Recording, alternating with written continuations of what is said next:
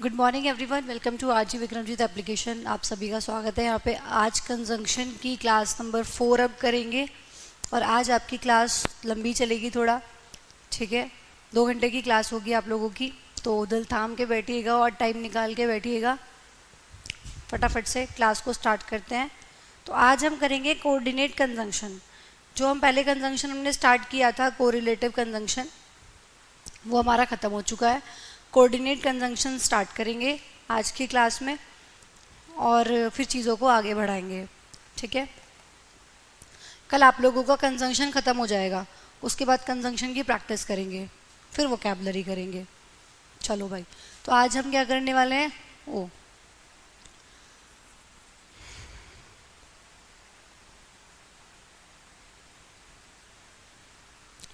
आज हम करने वाले हैं कोऑर्डिनेट कंजंक्शन।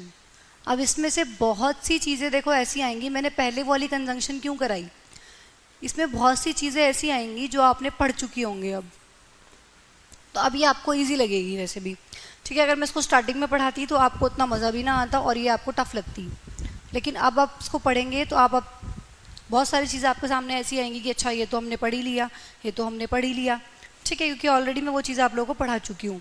मैं आपको फिर से बताती हूँ कि मॉडर्न जो ग्रामर है अभी, उसके अकॉर्डिंग कंजंक्शन को 2 ही पार्ट्स में डिवाइड किया गया है। पहला कोऑर्डिनेट कंजंक्शन और दूसरा आपका सबऑर्डिनेट कंजंक्शन, ठीक है। 2 ही पार्ट्स में कंजंक्शन बोली गई है कि कंजंक्शन के 3 नहीं, अब 2 ही टाइप्स होते हैं। और जो चीज़ पहले कोरिलेटिव में आती थी, कोरिलेटिव कंजंक्शन मैंने आप लोगों को कराया, इंपॉर्टेंट कंजंक्शन है, क्वेश्चन सारा वहीं से पूछा जाता है। अब मॉडर्न इंग्लिश ने क्या किया है, वो सारी की सारी कंजंक्शंस उठा के, ठीक है, वो सारी की सारी कंजंक्शंस उठा के इन्हीं में डाल दी, इन्हीं के टाइप्स में डाल दी, ठीक है। जैसे मतलब कोऑर्डिनेट के टाइप्स बना दिए कि 4 टाइप्स कोऑर्डिनेट के हैं, फिर सबऑर्डिनेट के बहुत से टाइप्स बना दिए कि 6 से 7 टाइप्स कोऑर्डिनेट सबऑर्डिनेट के हैं। इन्हीं के टाइप्स के अंदर उन कंजंक्शंस को डाल दिया और कोरिलेटिव कंजंक्शन को ख़त्म कर दिया, ठीक है।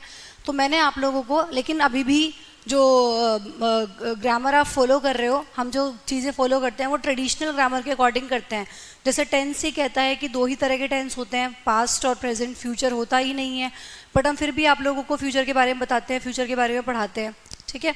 तो ऐसे ही हम, इसीलिए मैंने आप लोगों को पहले वो सब चीज़ें करा दी जो इम्पॉर्टेंट हैं, ठीक है। जो सारी की सारी कंजंक्शंस जो इम्पॉर्टेंट थी, जो आपके एग्जाम में पूछी जा सकती हैं, वो सारी की सारी मैंने आपको स्टार्टिंग में भी कराई हैं। बाकी कुछ चीज़ें होंगी वो इसके अंदर आएंगी। अब आप देखोगे कि इनके जो टाइप्स होंगे उन्हीं के अंदर उन कंजंक्शंस को भी डाल दिया गया, तो अब पढ़ने में और इंटरेस्टिंग हो जाएगा। आइए देखते हैं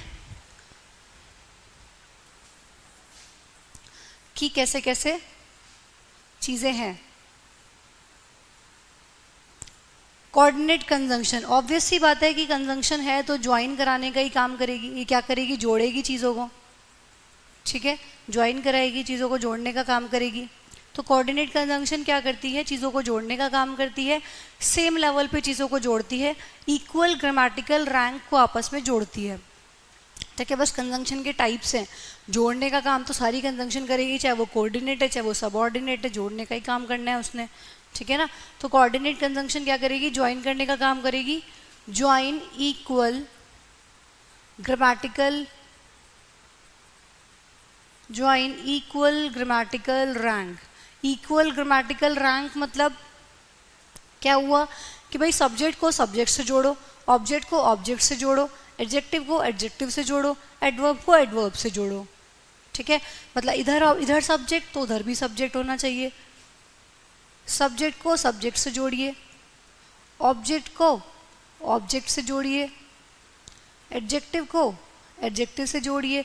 ये आप लोगों का इक्वल ग्रामेटिकल रैंक हो जाता है, ठीक है। तो जो कोऑर्डिनेट कंजंक्शन है, बेसिकली वो कहा जाता है कि बेसिकली जो सिंपल सा फंडा है कोऑर्डिनेट कंजंक्शन को याद करने का, दैट इज फैन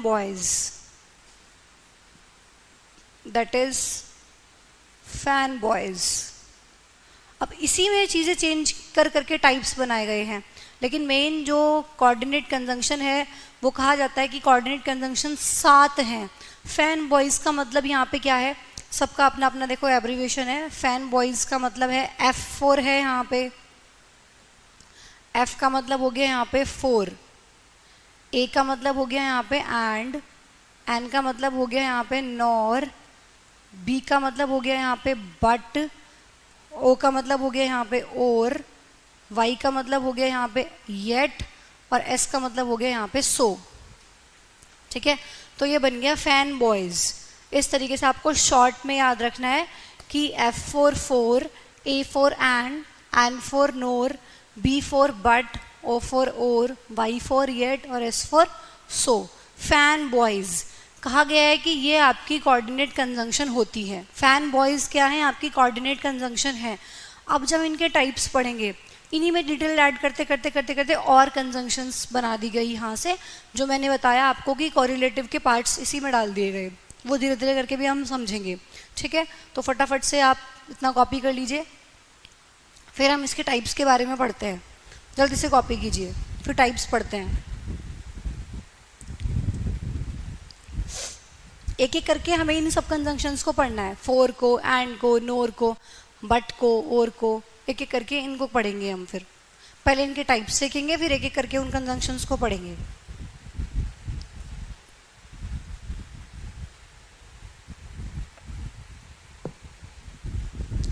ठीक है, क्लास रुक गई है क्या?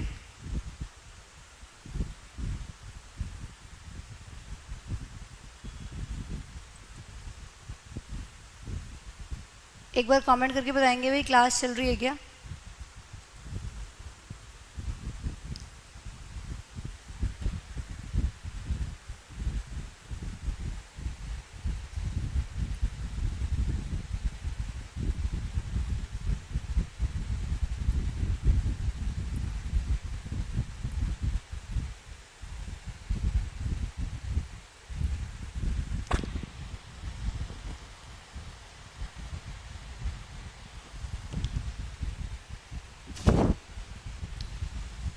हो गया, चलिए भाई अब हम पढ़ते हैं टाइप्स ऑफ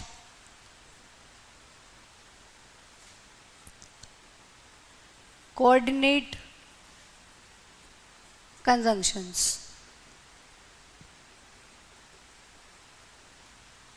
ठीक है, types of coordinate conjunctions. Coordinate conjunctions के टाइप्स पढ़ेंगे अब हम कि कोऑर्डिनेट कंजंक्शंस के कितने टाइप्स होते हैं। तो फर्स्ट टाइप जो यहाँ पे कोऑर्डिनेट कंजंक्शन का होता है, that is cumulative conjunction. Cumulative, sorry,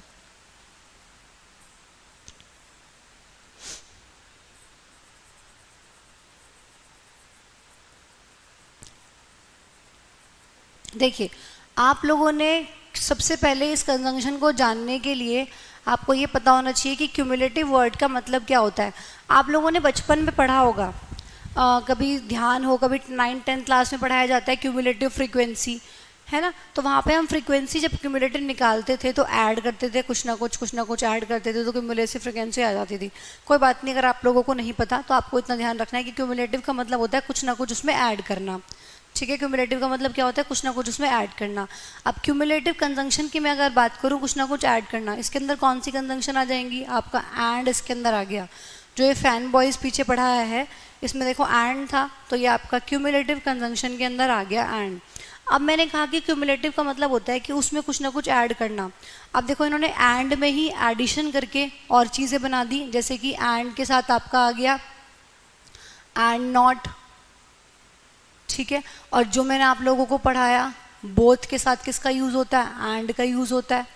ठीक है, तो ये जो इसका मतलब आपने एंड में ही कुछ ना कुछ और ऐड करके एक नई कंजंक्शन बनाई। तो ये सब हम पढ़ चुके हैं। देखो एंड नॉट के बारे में मैंने आपको सब्जेक्ट वर्ब एग्रीमेंट में पढ़ाया था। ठीक है, और बोथ एंड मैंने आपको यही पढ़ाया कि बोथ के साथ एंड का यूज़ किया जाता है। ठीक है, तो ये कंजंक्शन मतलब कुछ ना कुछ ऐड कर रही हैं, क्यूमुलेटिव कंजंक्शन। तो अब हमारा काम और आसान हो गया है, क्योंकि जो चीज़ें यहाँ पे मैंने लिखी हैं ये हम पढ़ चुके हैं ऑलरेडी। और एंड आपको पता ही है कि जोड़ने का काम करता है। ठीक है, एंड क्या करता है, जोड़ने का काम करता है। आइए एग्जाम्पल लिख लेते हैं, थोड़ा सी क्लैरिटी हो जाएगी। देखिए फॉर एग्जाम्पल मैंने कहा Ram and Shyam are going there, कि वहाँ पे राम और श्याम जा रहे हैं। ठीक है, फिर मैंने कहा bread and butter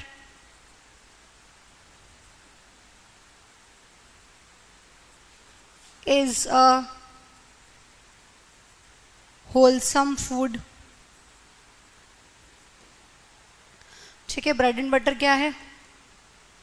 wholesome food है। एक एग्जाम्पल और लिख लेते हैं। अब जिन बच्चों ने सब्जेक्ट वर्ब एग्रीमेंट नहीं अब तक नहीं किया है उनको चीज़ें कम समझ आएंगी, और जिन्होंने कर लिया है तो सीक्वेंस में चला करो, क्योंकि मैं चीज़ों को पीछे से रिलेट करना शुरू कर दूंगी भाई अब। क्योंकि देखो बच्चे कहते हैं कि मैम ये चीज़ छूट गई, ये चीज़ छूट गई, छूटेगा कुछ नहीं। कोई किसी चैप्टर में आ जाएगा, कोई किसी चैप्टर में आ जाएगा। सबका टीचर का अपना अपना पढ़ाने का अलग तरीका होता है। कोई किसी चीज़ को कहीं पढ़ाता है, कोई किसी चीज़ को कहीं पढ़ाता है। ठीक है, तो अब मैं चीज़ों को पीछे से रिलेट करना शुरू कर दूंगी। जैसे ये एंड का कॉन्सेप्ट अभी मैं लिखने जा रही हूँ, तो मैंने ऑलरेडी आप लोगों को सब्जेक्ट वर्ब एग्रीमेंट में पूरा समझा दिया। ठीक है, अब मैं यहाँ पर सीधा बताऊंगी कि भाई मैंने सब्जेक्ट वर्ब एग्रीमेंट में पढ़ा दिया है, यहाँ पे इसलिए ऐसा है। अब जिसने चैप्टर नहीं किया वो सोचता ही रह जाएगा कि ये सिंगुलर प्लूरल वर्ब का क्या चक्कर है।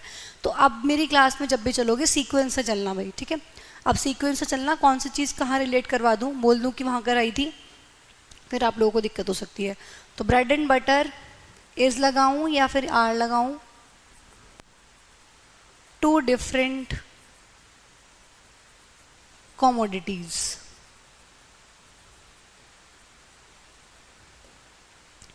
ठीक है, अब जैसे मैंने कहा कि भाई मैंने एंड नॉट, और ये आप लोगों को ऑलरेडी नॉट बट और एंड नॉट दोनों आपको सब्जेक्ट वर्ब एग्रीमेंट में करा दिए हैं, तो वहाँ से आपको पढ़ना है ये। ठीक है, अगर आपको याद के लिए लिखना है कि ये टॉपिक हमें कहाँ से पढ़ना है, आप इसके नीचे लिख भी सकते हो SVA, मतलब सब्जेक्ट वर्ब एग्रीमेंट में मैम ने ये टॉपिक पढ़ा दिया है। बोथ एंड में ऑलरेडी आपको पढ़ा चुकी हूँ। ठीक है, तो वहाँ पे साइड में मार्क के लिए लिख सकते हैं कि ये टॉपिक सब्जेक्ट वर्ब एग्रीमेंट से हम देख सकते हैं। अपनी याद के लिए आप इसको साइड में ऐसा लिख सकते हैं। ठीक है भाई, तो bread and butter, sorry, Ram and Shyam are going there, Ram और श्याम वहाँ जा रहे हैं। एंड यहाँ पे क्या है? कंजंक्शन है, दो चीज़ों को जोड़ने का काम कर रही है, राम और श्याम को जोड़ रही है। Bread and butter is a wholesome food, and क्या है यहाँ पे? कंजंक्शन है, यहाँ भी एंड कंजंक्शन है। अब देखो वहाँ पे मैंने आपको सब्जेक्ट वर्ब एग्रीमेंट में समझाया था कि जब देखो यहाँ पे राम एंड श्याम दो सब्जेक्ट्स हैं। ठीक है, दोनों अलग अलग बंदे हैं, दोनों जा रहे हैं, इसलिए मैंने प्लूरल वर्ब का यूज़ किया कि भाई राम और श्याम जा रहे हैं। लेकिन जो सेकंड वाला सेंटेंस है कि bread and butter is a wholesome food, अब आप कहोगे कि मैम कंजंक्शन एंड से जोड़ा है, और जब एंड से जोड़ते हैं तो दो चीज़ों की बात हो रही है, तो फिर यहाँ पे आर क्यों नहीं आया? अब इसकी पूरी एक्सप्लेनेशन मैंने आपको सब्जेक्ट वर्ब एग्रीमेंट में दी है। ठीक है, तो सेंटेंस बिल्कुल सही है ये। जब हम दो सब्जेक्ट्स को एंड से जोड़ें लेकिन वो बात किसी एक ही चीज़ के बारे में करें, रिजल्ट एक निकल के आए, कंक्लूजन जो है वो एक निकल के आए, किसी एक चीज़ के बारे में बात हो रही हो, तो उस केस में हम सिंगुलर वर्ब का यूज़ करते हैं। मैंने आपको बताया भी था कि भाई ब्रेड एंड बटर है, अब ऐसे तो खाओगे ही नहीं कि पहले ब्रेड खाओगे फिर थोड़ा सा बटर खाओगे। खाते हो कभी ऐसे? ऐसे मज़े लेके खाओगे कि पहले ब्रेड खाओगे फिर बटर खाओगे? क्या करते हैं हम? ब्रेड पे बटर को लगाते हैं और फिर उसके बाद एक फूड बनता है वो, और फिर उसको हम खाते हैं। तो इसका मतलब लास्ट में देखो कंक्लूजन क्या है? Is a wholesome food. एक होलसम मतलब हेल्दी नाश्ता है, एक हेल्दी फूड है। ठीक है, तो bread and butter is a wholesome food. तो सिंगुलर वर्ब का आप यहाँ पे यूज़ करेंगे। बहुत ज़्यादा डिटेल में देखने के लिए सब्जेक्ट वर्ब एग्रीमेंट में एंड वाला कॉन्सेप्ट देख लेना, क्लियर हो जाएगा। ठीक है, फिर bread and butter dash two different commodities. अब यहाँ पे भी सब्जेक्ट तो सेम ही है, ब्रेड एंड बटर है, लेकिन फिर भी देखो यहाँ पे इज़ नहीं आएगा, यहाँ पे आर आएगा। क्यों? वो भी समझा रखा है, क्योंकि देखो लिखा हुआ है कि टू डिफरेंट कमोडिटीज़। अब वो खाने की बात नहीं कर रहा है, वो चीख चीख के खुद ही कह रहा है कि ब्रेड एंड बटर दो अलग अलग चीज़ें हैं, दो अलग अलग कमोडिटीज़ हैं। ठीक है, दो अलग अलग चीज़ें हैं, तो ऑब्वियस सी बात है कि आप आर लगाओगे, है ना। तो ये चीज़ आप लोगों को ध्यान रखनी है। एंड नॉट मैं आपको करा चुकी हूँ, बोथ एंड मैंने अभी इसी कंजंक्शन के अंदर आप लोगों को करा दिया। तो ये क्यूमुलेटिव का पार्ट है। ठीक है, चलिए भाई फटाफट से कॉपी कर लेंगे इसको, चीज़ें बहुत आसान हो जाएंगी अब आपके लिए।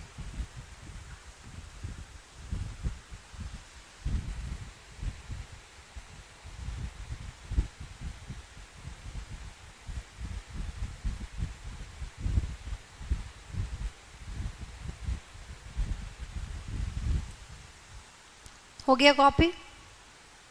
मेरे साथ साथ कॉपी रख लिया कीजिए, जो मैं कॉपी करती हूँ मेरे साथ साथ कॉपी रखा कीजिए। चलिए भाई सेकंड देखते हैं। टाइप। सेकंड टाइप है एडवर्जेटिव। देखो आपको टाइप याद करने की जरूरत नहीं है, मैं लिखवा रही हूँ बट याद नहीं करना है क्योंकि एग्जाम में, हालांकि जो आपके कुछ एग्जाम, अगर आप सारे एग्जाम की प्रिपरेशन कर रहे हो तो ऐसे पूछ लिया जाता है। अब एग्जाम में आ रहा है कि बताओ ये कौन सी कंजंक्शन है, ठीक है। बहुत सारे वनडे एग्जाम ऐसे हैं, डीएसएसबी हो गया और बहुत सारे सीटेट वगैरह, बहुत सारे एग्जाम में पूछ लिया जाता है कि बताओ, कंजंक्शन दे देंगे और 4 ऑप्शन दे देंगे, बताओ कौन सी कंजंक्शन है, एडवर्जेटिव है, क्यूमुलेटिव है, इलेटिव है। इसीलिए मैं आप लोगों को लिखवा रही हूँ।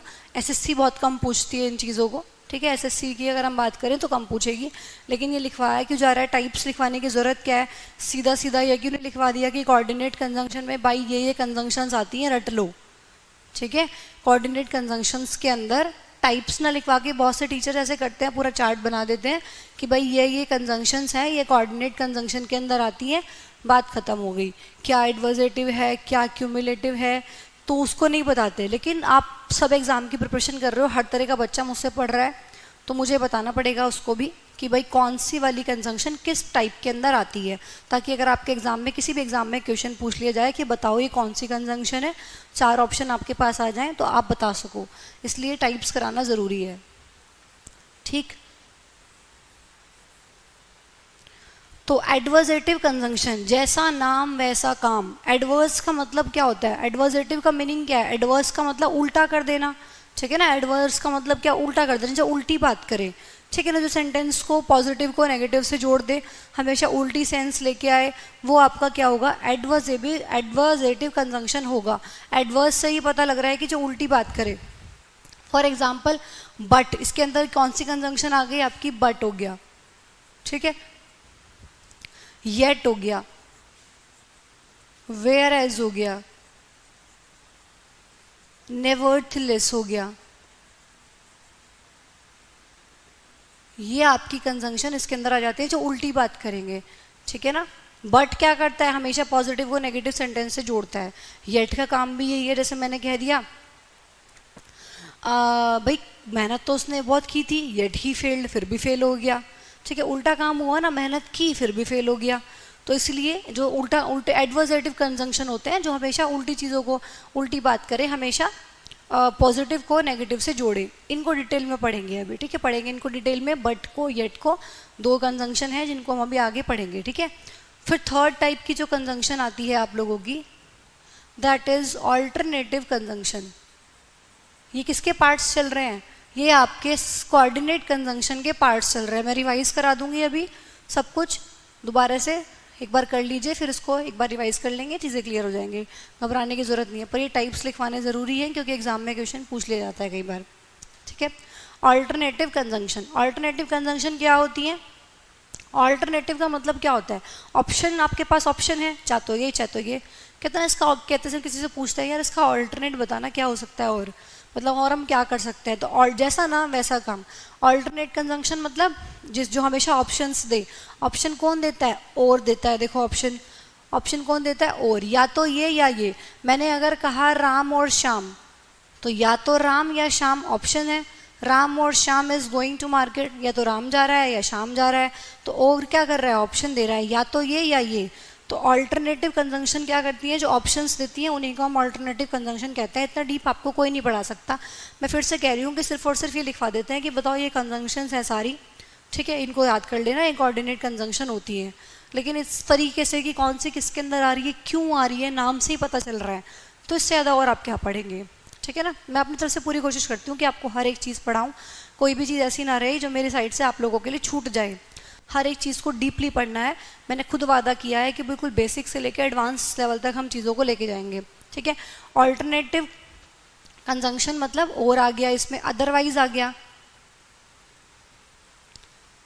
ठीक है, एल्स हो गया।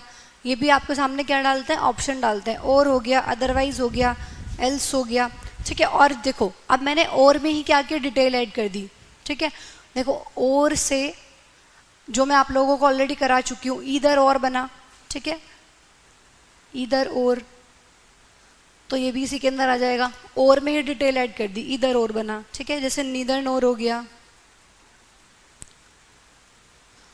और नोर हो गया खाली, ना तो ये ना ये, ठीक है, ना तो ये ना ये।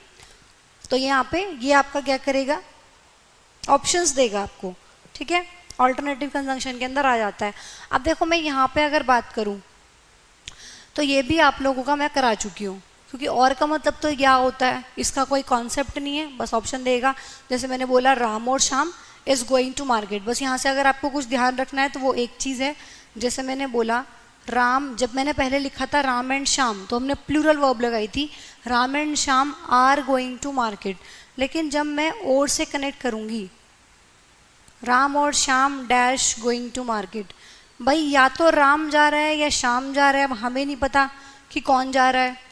तो जब भी दो सब्जेक्ट्स और से जुड़े होते हैं, मैंने सब्जेक्ट वर्ब एग्रीमेंट में करा दिया, ये भी देख लो, ठीक है, जब भी दो सब्जेक्ट्स और से जुड़े होते हैं तो पास वाले सब्जेक्ट के हिसाब से वर्ब लगाई जाती है, जो वर्ब के पास में सब्जेक्ट लिखा है उसके हिसाब से आप वर्ब लगाते हो। श्याम क्या है, सिंगुलर है, इसलिए यहाँ पे इज आ जाएगा कि राम और श्याम इज गोइंग देयर, ये तो राम जा रहा है या श्याम जा रहा है, ठीक है, बस ये चीज़ आपको ध्यान रखनी है। फिर ईदर और नीदर नोर ये सब मैं आप लोगों को कराई चुकी हूँ, ठीक है, ये सब आप लोगों का हो चुका है। तो ये एडवर्जेटिव कंजंक्शन है। वैसे मैंने आपसे कहा कि पढ़ लो, अदरवाइज फेल हो जाओगे, ठीक है, अदरवाइज वरना, अदरवाइज का मतलब क्या होता है, वरना, पढ़ लो वरना फेल हो जाओगे, वरना, ठीक है, ये चीज़ है। एल्स मैंने पढ़ा दिया, एल्स के साथ किसका यूज किया जाता है, एल्स के साथ बट का यूज किया जाता है, ठीक है।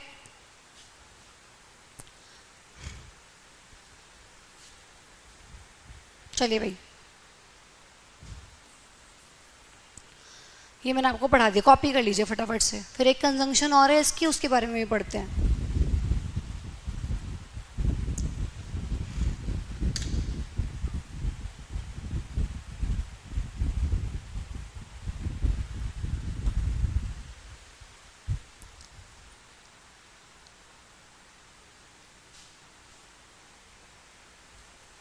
हो गया, चलिए भाई, कॉपी कर लिया, साथ साथ कॉपी रखना भाई, ठीक है, साथ साथ कॉपी रखा करो।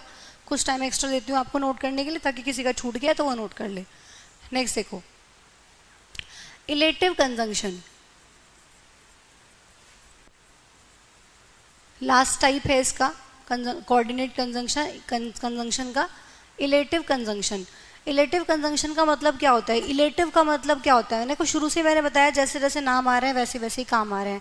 भाई क्यूमुलेटिव कुछ ना कुछ ऐड करने का काम कर रहा था, सेकंड, क्यूमुलेटिव कुछ ना कुछ ऐड करने का काम कर रहा था, तो हमने चीज़ें इसमें ऐड कर दी, ठीक है, हमेशा जोड़ने, आगे बढ़ाने की बात करेगा। एडवर्स उल्टी बात करेगा, ऑल्टरनेटिव ऑप्शन देगा, ठीक है। और इलेटिव का मतलब क्या होता है, सेकेंड, ये स्लाइड बीच में एक्स्ट्रा ऐड हो गई है, इसको डिलीट कर देते हैं। चलिए, इलेटिव कंजंक्शन, इलेटिव का मतलब क्या होता है, एक्सप्लेन करना, ठीक है, इलेटिव का मतलब क्या होता है, एक्सप्लेन करना, एक्सप्लेन करना। इलेटिव का मतलब क्या होता है, एक्सप्लेन करना। तो जो चीज़ एक्सप्लेन करे, रीज़न दे, कारण बताए, खुल के बताए चीज़ों को, वो आपकी इलेटिव कंजंक्शन होती है। जैसे कि आपका हो गया फॉर और सो, क्योंकि कारण बताते हैं ये। फॉर किसके काम आता है, एक्सप्लेन करने की, भाई क्यों हुआ, इसीलिए हुआ, इसके लिए हुआ, कारण बताता है, रीज़न बताता है, एक्सप्लेन करता है। तो जो फॉर हो गया, जो सो हो गया, वो आ जाएंगे आपके इलेटिव कंजंक्शन के अंदर, ठीक है। अब देखो, जब स्टार्टिंग में लिखवाया था आपको फैन बॉयज़, अब देखो आप इनमें से कौन सी कंजंक्शन ऐसी है जो मैंने अभी आपको टाइप्स के अंदर नहीं लिखवाई, कोई सी भी नहीं है। फॉर आपका कौन सा हो गया, अभी बताया, इलेटिव हो गया। सो भी इलेटिव में आ गया, ठीक है ना, और एंड भी आ गया क्यूमुलेटिव में, नोर भी आ गया ऑल्टरनेटिव में, ठीक है, बट भी आ गया आपका एडवर्जेटिव में, और भी आ गया आपका ऑल्टरनेटिव में, और येट भी आ गया आपका एडवर्जेटिव में, ठीक है ना। तो जो फैन बॉयज़ हैं, फिर ये अपने अपने टाइप्स में आ गए, ठीक है, कोई किसी टाइप में आ रहा है, कोई किसी टाइप में आ रहा है।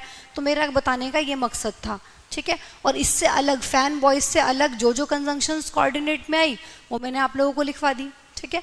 और भी कंजंक्शन हो सकती हैं, तो वो आप उसी के सिचुएशन के अकॉर्डिंग ऐड कर लेंगे कि भाई जो उल्टा बताने का काम कर रही है वो एडवर्जेटिव में आ जाएगी, जो ऑप्शंस दे रही है वो आपके ऑल्टरनेटिव में आ जाएगी, जो एक्सप्लेन करने का काम कर रही है वो आपकी इलेटिव में आ जाएगी, ठीक है ना। तो देखो ये सारी की सारी कंजंक्शंस हमने देखी। अब हम इनको इसमें से जो कंजंक्शंस इंपॉर्टेंट हैं, जैसे एंड में आपको सब्जेक्ट वर्ब एग्रीमेंट में पूरा करा चुकी हूँ कि एंड से रिलेटेड क्या क्या चीज़ें हो सकती हैं, ये सब्जेक्ट वर्ब एग्रीमेंट में हम पूरा कर चुके हैं। यहाँ पे गंदा नहीं करते, इसको ऐसे ही रहने दो, ठीक है। तो एंड में आप लोगों को पूरा कराई चुकी हूँ सब्जेक्ट वर्ब एग्रीमेंट के अंदर, ठीक है। और भी पूरा करा दिया सब्जेक्ट वर्ब एग्रीमेंट के अंदर। ध्यान से समझना मेरी बात को, छूटेगा कुछ नहीं। मैं इसीलिए बता रही हूँ क्योंकि आप ये कहोगे फिर मैम ने ये चीज़ छुड़वा दी। छुड़वाया कुछ नहीं है, सब चीज़ करा दी गई है। एंड आपका हो चुका है, और आपका हो चुका है। नोर का मतलब सिर्फ नेगेटिव सेंटेंस को काम जोड़ना होता है, कि इसका कोई स्पेशल रोल नहीं है। अब हम इसमें से जो पढ़ेंगे, जो फोर का यूज़ पढ़ेंगे, एक तो बट का यूज़ पढ़ेंगे, येट का यूज़ पढ़ेंगे और सो का यूज़ पढ़ेंगे। जो कोऑर्डिनेट कंजंक्शन 7 कोऑर्डिनेट कंजंक्शन है, स्पेशल कंजंक्शंस, इन सब के यूजेस हम पढ़ेंगे एक एक करके अब, ठीक है। तो टाइप्स की किस किस टाइप के अंदर आती हैं वो मैंने आप लोगों को बता दिया, ठीक है। इससे अच्छा कुछ और समझा सकती हूँ मैं, तो मुझे नहीं लगता। मैंने अच्छे से समझा दिया, एक बार रिवाइज कर लेते हैं जितना अभी तक यहाँ तक पढ़ा है, फिर एक एक कंजंक्शन को, कोऑर्डिनेट कंजंक्शन को उठा के आज ही इसको ख़त्म करते हैं, ठीक है। देखो क्यूमुलेटिव कंजंक्शन फर्स्ट टाइप पढ़ा, मैंने बोला कुछ ना कुछ ऐड करने का काम करेगा, तो एंड से एंड नॉट बना दिया, बोथ एंड बना दिया, ये सब क्यूमुलेटिव के अंदर आ गया, ये हम ऑलरेडी पढ़ चुके हैं, ठीक है। फिर नेक्स्ट आपका एडवर्सेटिव कंजंक्शन हुआ, उल्टा बताने का काम करेंगे, विपरीत की बात करते हैं, तो बट, येट, वेयरएज, नेवरथलेस, ये आपके एडवर्सेटिव कंजंक्शन के अंदर आ जाएंगे। फिर ऑल्टरनेटिव कंजंक्शन जो ऑप्शन दे, तो और, अदरवाइज, एल्स, इधर और, नीदर नोर, ये आपके ऑल्टरनेटिव कंजंक्शन के अंदर आ गया। अब चीज़ें आसान हो चुकी हैं क्योंकि इधर और मैंने आपको करा दिया, सबसे पहला कॉन्सेप्ट इधर और का ही था, फिर नीदर नोर करा दिया, ठीक है। तो और मैं ऑलरेडी कराई चुकी हूँ आप लोगों को, तो सारी कंजंक्शंस ये हो चुकी हैं। फिर लास्ट आपकी इलेटिव कंजंक्शन, फॉर और सो, फटाफट से कॉपी कर लेंगे, हो ही गया होगा कॉपी, ठीक है। तो इधर और, नीदर नॉर, ये सब मैं आप लोगों को कराई चुकी हूँ।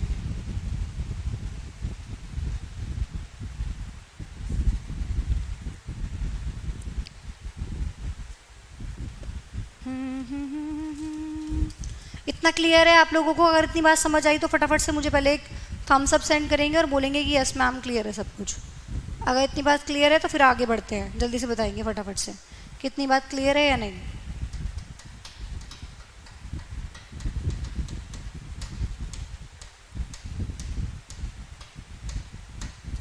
ला ला ला ला ला।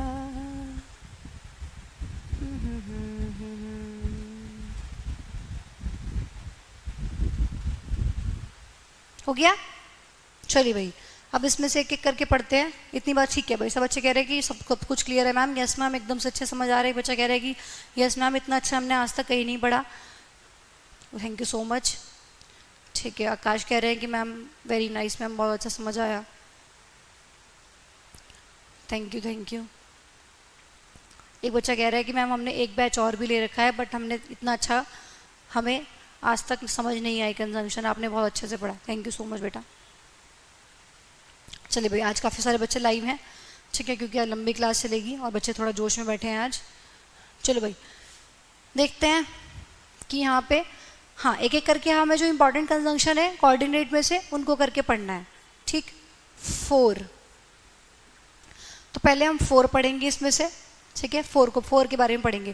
देखिए फोर क्या होता है, एक तो के लिए, इसका मतलब क्या होता है के लिए, लेकिन जब इसका मतलब के लिए होता है तो उस केस में कंजंक्शन नहीं, उस केस में प्रपोजिशन होता है, ठीक है ना।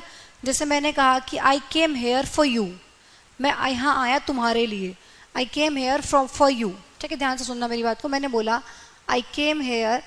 अब कभी भी एक तो किसी भी चीज़ को ऐसे मत रटना कि ये वर्ड तो बस कंजंक्शन होता है, ठीक है ना। फोर तो कंजंक्शन होती है, बट तो कंजंक्शन होती है, ऐसा कोई ज़रूरी नहीं है। एक वर्ड दो पार्ट ऑफ स्पीच भी हो सकती हैं, जैसे फोर प्रपोजिशन भी होता है, फोर कंजंक्शन भी होता है, बट प्रपोजिशन भी होती है, बट कंजंक्शन भी होती है ना। तो डिफरेंट रोल है, कहाँ पे किसी तरीके से प्ले कर रही होती है, कहीं पे किसी तरीके से प्ले कर रही होती है। तो ये नहीं कि बस रट लो फोर तो कंजंक्शन होती है, और ये फोर को तो मैम ने कंजंक्शन में पढ़ाया था, यहाँ तो उसका मतलब ये कंजंक्शन है, ऐसे नहीं। अलग अलग टाइम पे अलग अलग रोल प्ले करती हुई नजर आएगी। जैसे यहाँ पे I came here for you, तो यहाँ पे मैं फोर की बात करूँ तो this is not conjunction, here it is preposition. यहाँ पे क्या है, ये प्रपोजिशन है। कंजंक्शन मतलब जोड़ने का काम करेगी। तो यहाँ पे कुछ जोड़ने का नहीं, यहाँ पे बता रहे हैं कि मैं तुम्हारे लिए आया, I came here for you. But अभी हम प्रेपोजिशन में स्कूल जाएंगे नहीं, जब प्रेपोजिशन पढ़ेंगे तब इसको वहाँ देखेंगे। ठीक है, लिखना चाहो तो आप बेशक लिख सकते हो अपनी यादगार के लिए। ठीक है, कि भाई जो फोर है आप लोगों की, दोनों चीज़ हो जाएगी, वो प्रेपोजिशन भी हो जाएगी, वो कंजंक्शन भी हो जाएगी। लेकिन अभी हमें यहाँ बात करनी है प्रेपोजिशन की। याद के लिए सेंटेंस जो मैंने लिखा था लिख सकते हो आप इसको। तो यहाँ पे जो ये फोर है ये आप लोगों की कंजंक्शन नहीं है, ये आप लोगों की क्या है, प्रेपोजिशन हुई। कंजंक्शन कहाँ बनेगी? फॉर एग्जाम्पल मैंने कह दिया he was arrested for he was found stealing. देखिए फोर का काम क्या होता है ना, कारण बताना भी होता है।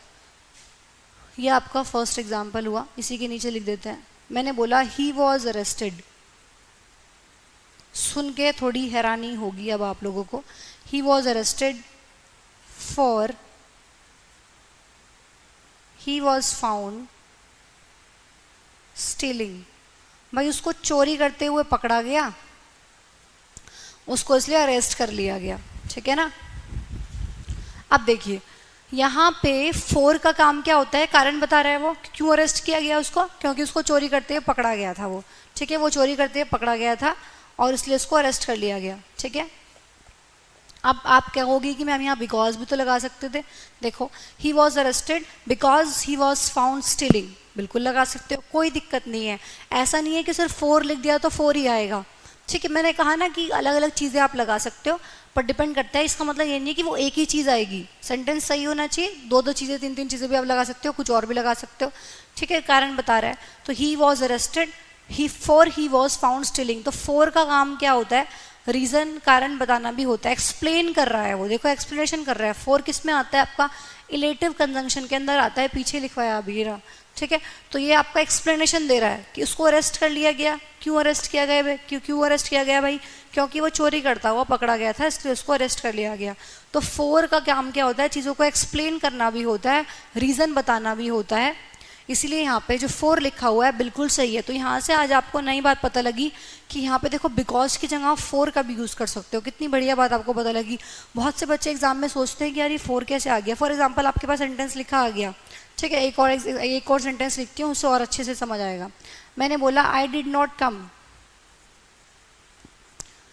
मैं नहीं आया। अब देखो I did not come as I was ill, because I was ill, दोनों लगा सकते हो। फॉर आई वॉज इल ये भी लगा सकते हो, दोनों सही है। तो इसका मतलब ये नहीं है कि भाई बिकॉज है तो बिकॉज ही आएगा। देखो फोर लगा दिया। अब क्या कह रहा है कि मैं नहीं आया, कारण दे रहा है फॉर आई वॉज इल, तो यहाँ पे गलत नहीं आएगा। बच्चे क्या सोचते हैं, ये सेंटेंस आपके एग्जाम में आ गया कि I did not come for I was ill, यार गलत सा लग रहा है, फोर कैसे आ गया, इसको हटाओ जल्दी से, बिकॉज कर दो। यहाँ पे बिल्कुल सही लिखा हुआ है, ये कोई भी गलती नहीं है इसके अंदर। फोर कारण बताने का काम भी करता है। और यहाँ पे फोर क्या है, यहाँ पे फोर प्रपोजिशन ना होके कंजंक्शन है, क्योंकि देखो दो बातों को आपस में जोड़ रही है। कारण बता रही है कि मैं नहीं आया, ये एक अलग बात है। आई वॉज इल, मैं बीमार था, ये एक अलग बात है। इन दोनों बातों को किसने जोड़ा, फोर ने जोड़ा। ठीक है ना, इन दोनों बातों को किसने जोड़ा, फोर ने जोड़ा। तो यहाँ पे जो फोर है ये क्या है, कंजंक्शन है। इस चीज़ को आप यहाँ पे मेंशन करना चाहें तो कर भी सकते हैं कि फोर यहाँ पे क्या हो गई, आप लोगों की कंजंक्शन हो गई। ठीक है भाई, तो आज के बाद ध्यान रखना, इस तरह का कोई भी सेंटेंस आपको नजर आए तो ये मत सोचना कि सेंटेंस गलत है, सेंटेंस एकदम सही लिखा हुआ है। इस तरीके से जब फोर कंजंक्शन होती है तो उसको ऐसे ही यूज़ किया जाता है। कॉपी कर लीजिए जल्दी से, फिर आगे बढ़ते हैं। ला ला ला ला ला ला।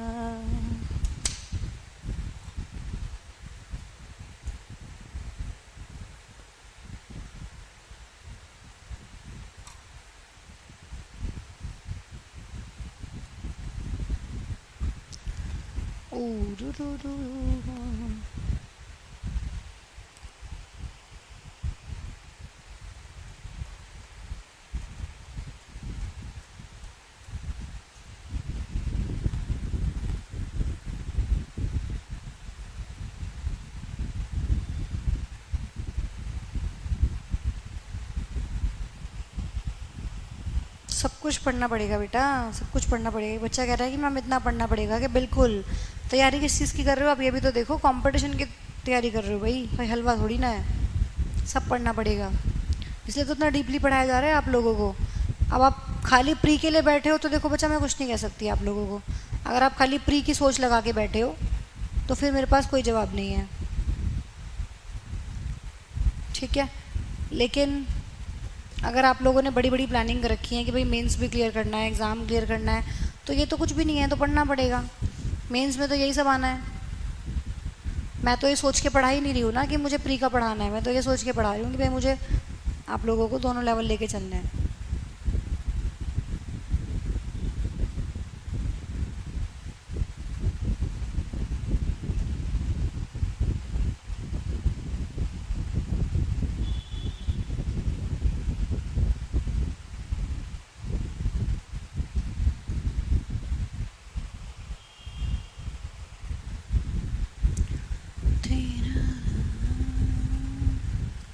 हो गया, चलिए भाई आगे बढ़ते हैं। नेक्स्ट कंजंक्शन देखते हैं, येट। येट के बारे में जानते हैं।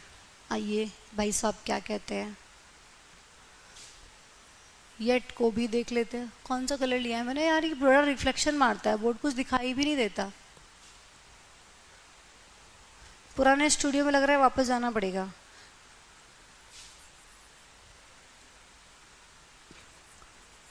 इतना रिफ्लेक्शन दे रहा है कि मुझे खुद की शक्ल दिखाई दे रही है, पीछे लाइट्स ही लाइट्स नजर आ रही हैं।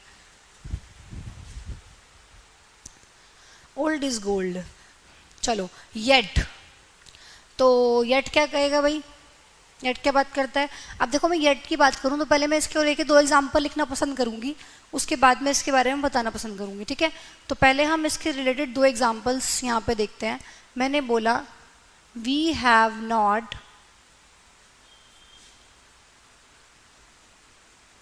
visited there yet. We have not visited there yet. He worked hard. He worked hard, yet he failed. अब मुझे एक चीज बताइए कि जो ये येट भाई साहब थे, ये कौन सी कंजंक्शन में पढ़ाए गए हैं आपको। ये देखो अभी पढ़ाया, येट कौन सी कंजंक्शन में आता है, एडवर्सेटिव कंजंक्शन में आता है, क्योंकि उल्टी बात करता है, विपरीत बात करता है, ठीक है। जैसे कि मैं इस एग्जाम्पल की बात करूं कि ही वर्कड हार्ड, उसने मेहनत तो बहुत की थी। तो जब उसने मेहनत बहुत की तो पॉसिबिलिटी क्या ज़्यादा थी, पास होने की या फेल होने की।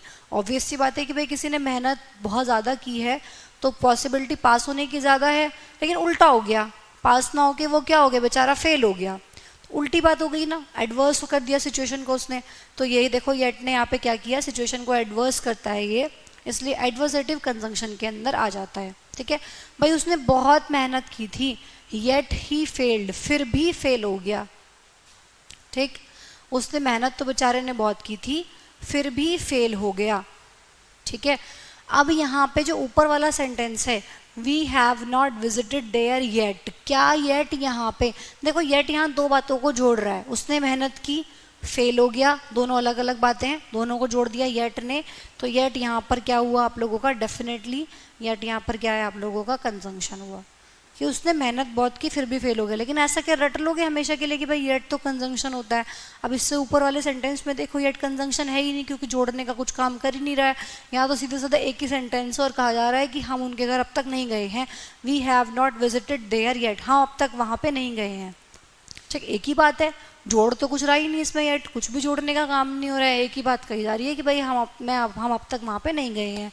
तो इसका मतलब क्या है, येट यहाँ भी कंजंक्शन है, बिल्कुल भी नहीं है। यहाँ पे येट क्या है, यहाँ पे येट आप लोगों का एडवर्ब है, ठीक है, क्योंकि वर्ब को क्वालिफाई कर रहा है कि वहाँ अब तक हम नहीं गए हैं, ठीक है ना, टाइम बता रहा है। तो इसीलिए यहाँ पे जो फर्स्ट वाले सेंटेंस में आपका येट है वो एडवर्ब है। तो मैं यही समझाना चाहती हूँ कि कभी भी चीज़ों को रटो मत कि ये वर्ड तो कंजंक्शन है, बस रट लिया। अब पता लग रहा है ये सेंटेंस में किसी ने पूछा कि बताओ येट क्या है, कंजंक्शन में पढ़ाया था मैम ने, कंजंक्शन है कंजंक्शन। नहीं बच्चा, ऐसा नहीं होता, अलग अलग चीज़ें रोल प्ले कर सकता है। बट पे कोई पढ़ाऊंगे भी आगे, बट भी देखना प्रेपोजिशन भी होता है, कंजंक्शन भी होता है। ऐसे यहाँ पे येट देखो एडवर्ब भी है और कंजंक्शन भी है, तो दोनों चीज़ें हो सकती हैं। लेकिन जब ये एडवर्ब रहा, तो इसका मतलब क्या निकला, अब तक।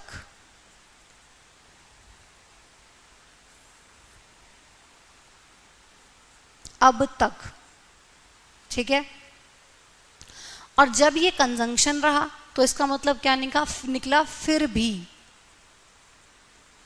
जब ये कंजंक्शन रहा, इतना डीपली अगर तुम्हें किसी ने पढ़ा दिया ना तो मुझे बता देना, मैं खुद लिख के दे सकती हूँ आप लोगों को कि चार्ट बना के, पीपीटी बना के बस ये लिखवा देते हैं कि ये कंजंक्शंस हैं भाई, इनको देख लो। मैं आपको साथ साथ ये बता रही हूँ कि चीज़ों को रटो मत। यहाँ से ये चीज़ें, ये जो चीज़ें हैं ना, मैं मतलब मुझे समझ ही नहीं आता कि लोग पीपीटी से कैसे पढ़ा सकते हैं। जो ये मैं एरो बना बना के आपको चीज़ें लिखवा रही हूँ, हिंदी में चीज़ें लिखवा रही हूँ, it is not possible to tell these things through PPT. ये पीपीटी के थ्रू बताई ही नहीं जा सकती, इसलिए मुझे कभी मज़ा आया ही नहीं पीपीटी बनवाने में। पीपीटी बनवाना कोई इतनी बड़ी बात थोड़ी है, पीपीटी से तो चीज़ें और आसान हो जाती हैं, कुछ भी नहीं करना पड़ता पीपीटी में, तो सब चीज़ सामने लग गई, बस उसको पढ़ पढ़ के बोलना है। और जो इतनी मेहनत आपके साथ की जा रही है, एक एक सेंटेंस यहाँ पे लिखा जा रहा है, आप लोगों को समझाया जा रहा है, वो किस लिए, वो इसलिए ताकि आपको ऐसा बिल्कुल फील होए कि आप ऑफलाइन में बैठे हो, मेरे साथ साथ सब कुछ सीख रहे हो। ये एरो, ये हिंदी, ये पीपीटी में कहाँ मिलेगी आपको, मिल ही नहीं सकती है किसी भी तरीके से, वो फीलिंग आएगी ही नहीं।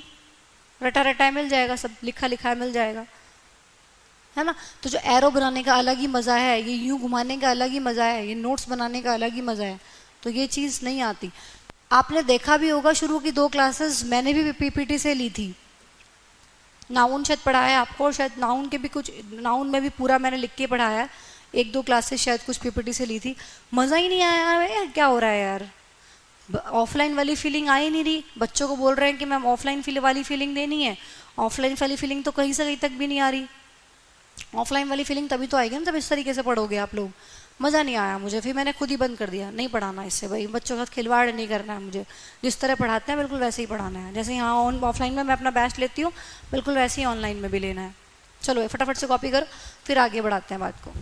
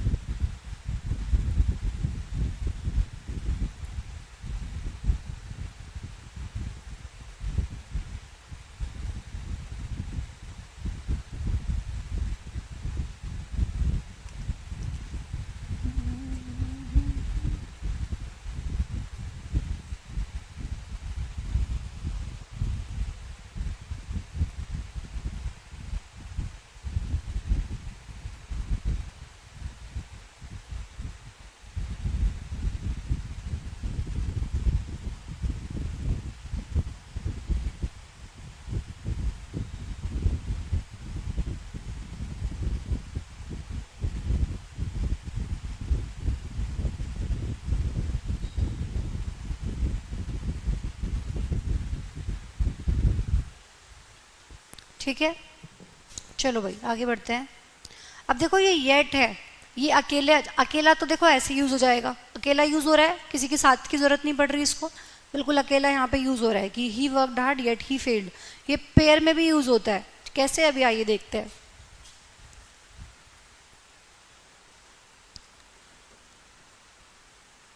Although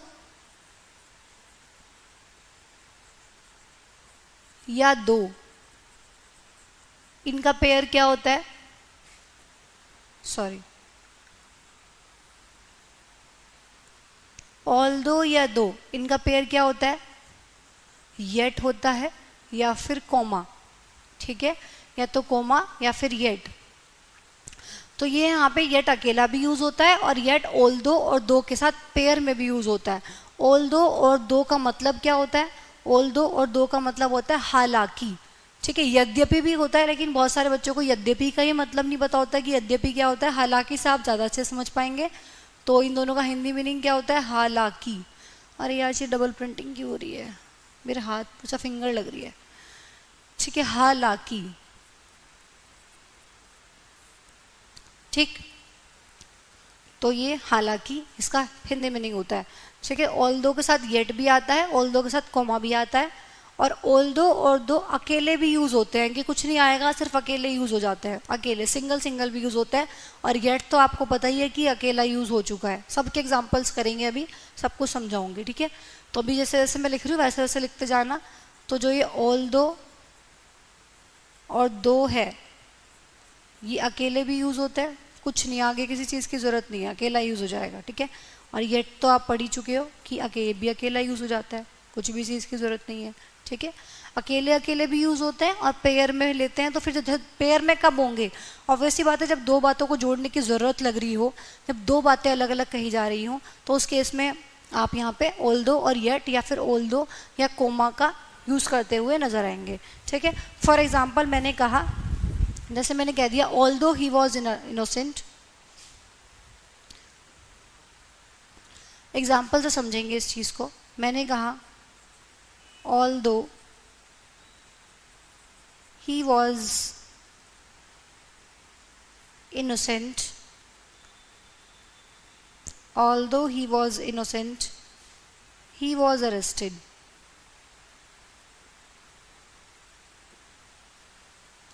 Although he was innocent, he was arrested.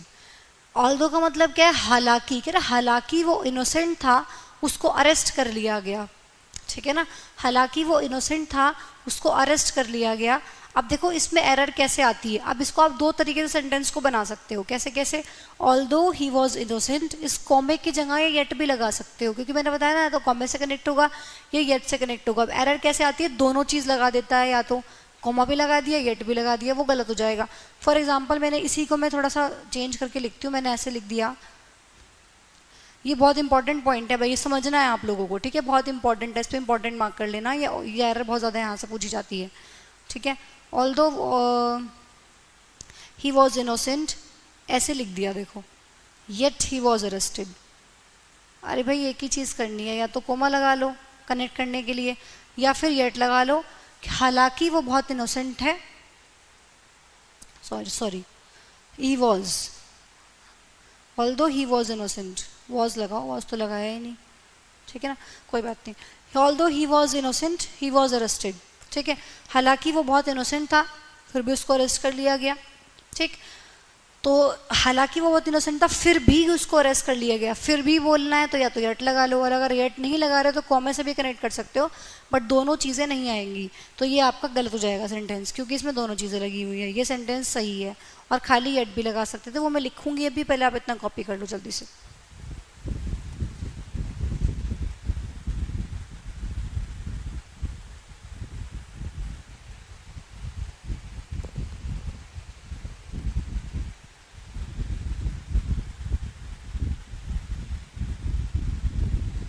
एक बच्चा बोल रहा है कि मैम इस तरीके से ही पढ़ाना, हैंड रिटन फॉर्म में।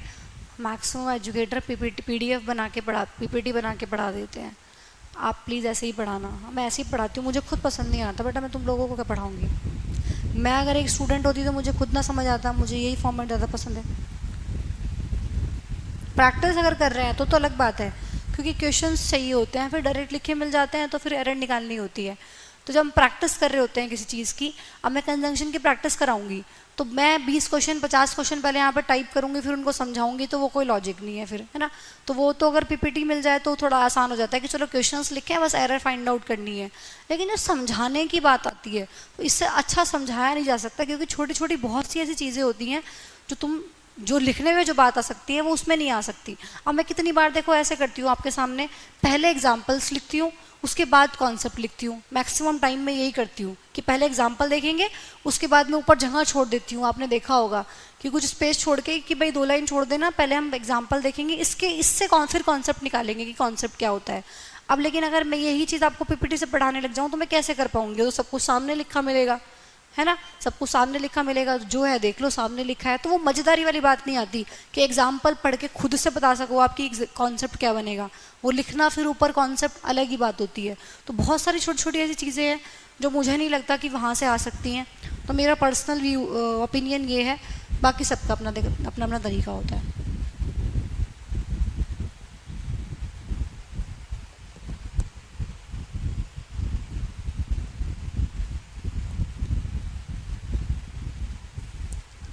ला ला ला ला ला ला।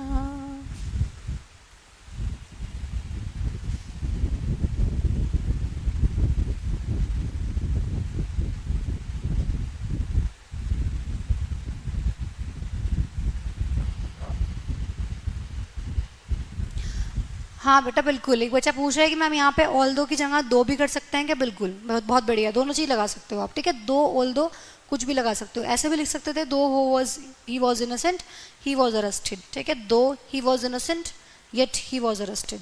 ठीक है, दो ऑल दो दोनों लगा सकते हो। आइए मैं आपको समझा देती हूँ एक एग्जाम्पल लिख के, कोई दिक्कत नहीं। आए देखते हैं, दोनों लिख लो अब की बार आप। ठीक है, दो ऑल दो कुछ भी लगाओ, मर्जी है आपकी, जो अच्छा लगे। ये जो एग्जाम में दिया वो सही माना जाएगा। ठीक है, ही वॉज इनोसेंट,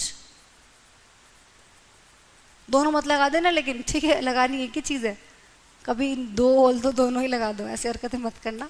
दोनों में से कुछ एक आएगा, लेकिन आएगा कुछ भी आ सकता है। ठीक है, अब तुम सोचो मैम ने बोला दो ऑल दो एक साथ लगा दो, ठीक है, ऑब्लिक लगाया भाई, एक ही चीज़ आएगी। दो ही वॉज इनोसेंट, हाँ येट से लिख लेते हैं अब एक बार, कॉमे से हम लिख ही चुके हैं। Yet he was arrested.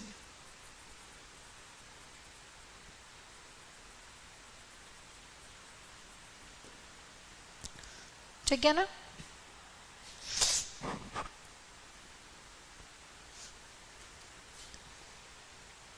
अब यहां से आपको एक चीज और समझनी है, देखो ध्यान से सुनना। मैंने बोला अब दो ऑल दो मैं हटा रही हूं 1 मिनट के लिए। ठीक है, he was innocent yet he was arrested, ऐसे भी आप इस सेंटेंस को लिख सकते हो।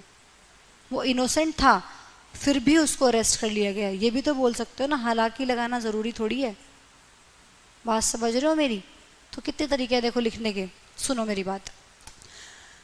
ऑल दो लगाया, अगर आप ऑल दो लगा रहे हो यहाँ पे, अगर ऑल दो या दो में से कुछ लगा रहे हो तो फिर आपको यहाँ पे कॉमा या येट लगाना पड़ेगा, क्योंकि दो बातों को जोड़ना है। अगर ऑल दो लगा रहे हो तो फिर वहाँ पे कॉमा और येट लगाना पड़ेगा। इसका मतलब यहाँ पे जो चीज़ लगेगी, ठीक है, यहाँ पे जो चीज़ लग रही है ये ही वॉज अरेस्टेड से पहले, ये मैंडेटरी है, या तो कोमा या येट। लेकिन ऑल दो और दो को अगर आप हटा देते हो, जैसे मैंने हटा दिया तो सेंटेंस बन गया ही वॉज इनोसेंट, उसको इनोसेंट कर वो इनोसेंट था फिर भी, येट का मतलब फिर भी उसको अरेस्ट कर लिया गया। ठीक है, तो आपने हालांकि वाली जो साउंड थी वो नहीं दी। ऊपर दोनों में क्या डिफरेंस है? हालांकि वो इनोसेंट था फिर भी उसको अरेस्ट कर लिया गया, वो इनोसेंट था फिर भी उसको अरेस्ट कर लिया गया, दोनों बातें सही हैं। तो ऑल दो अगर दो नहीं लगाओगे, खाली ऐसे बना सकते हो, तो देखो येट आपका अकेला यूज हो गया।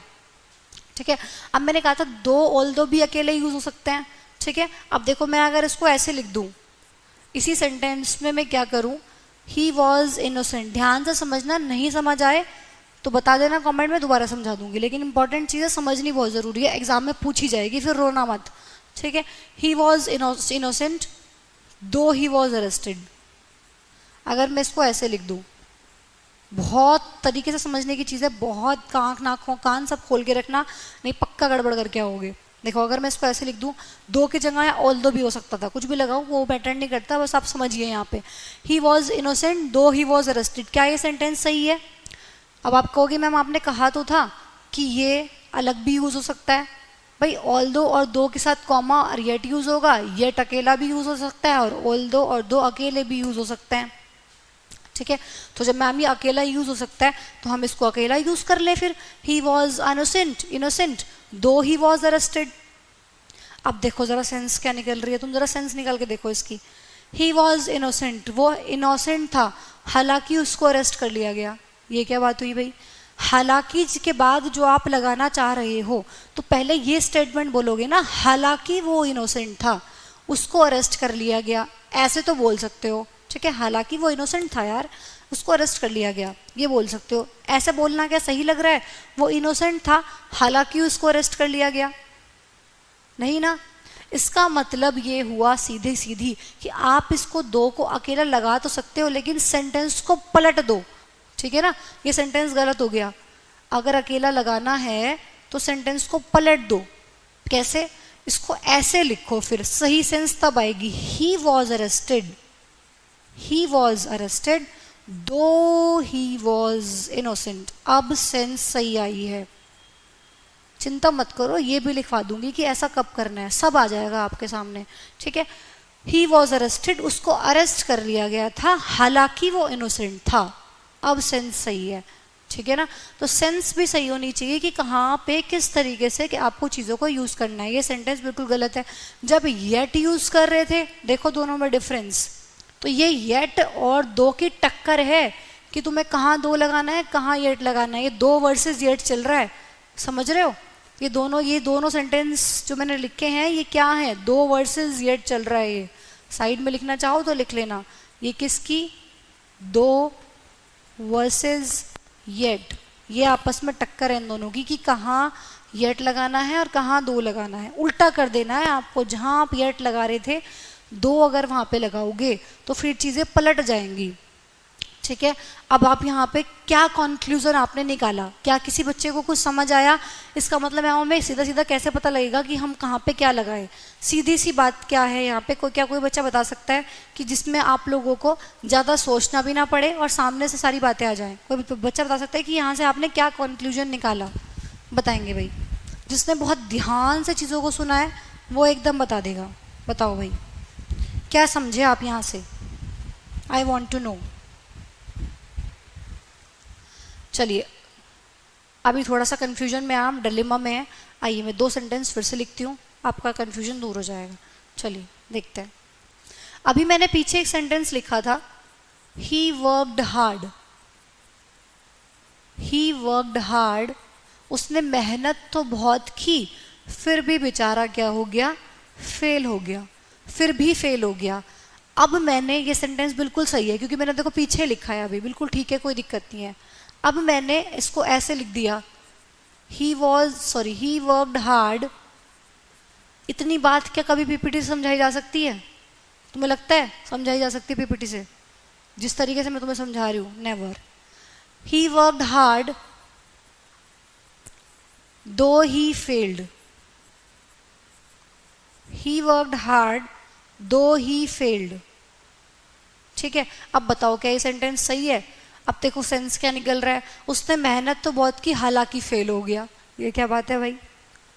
ऐसे तो बोल सकते तो, हालांकि उसने मेहनत बहुत की यार पर फेल हो गया, है ना। तो इसका मतलब ये आपने जब यहाँ पे येट की जगह दो लगाने की कोशिश की तो ये सेंटेंस तुरंत गलत हो गया। अगर आपको इसको दो लगा के लिखना ही है ना तो आप लोगों को इसको क्या करना पड़ेगा? पलटना पड़ेगा। कैसे?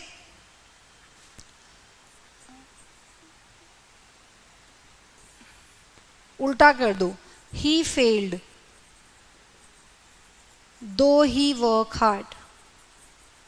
दो ही वर्क हार्ड।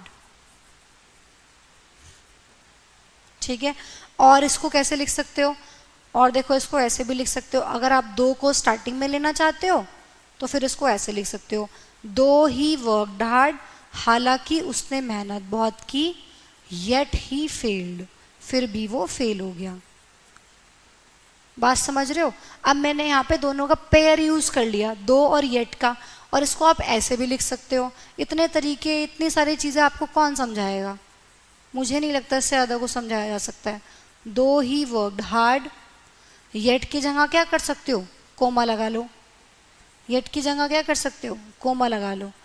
इस पे मैं इतना टाइम क्यों लगा रही हूँ, क्योंकि ये बहुत इंपॉर्टेंट कॉन्सेप्ट है, आपके एग्जाम में पूछा जाता है, बच्चों से नहीं होता है।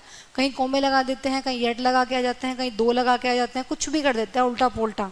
ठीक है, ये आपको समझना पड़ेगा। तो देखो मैंने क्या किया, ये गलत हो गया, मैंने उल्टा कर दिया। ही फेल्ड, वो फेल हो गया, हालांकि उसने मेहनत बहुत की थी। अब ये सही हो गया, क्योंकि जब मैंने येट से बनाया था तो ही फेल्ड को बाद में लिखा था, दो से बनाते वक्त आपको चीज़ें उल्टी कर देनी है। ठीक है, अब यहाँ पे देखो, दो ही वर्क हार्ड, हालांकि उसने मेहनत बहुत की, येट ही फेल्ड, फिर भी फेल हो गया।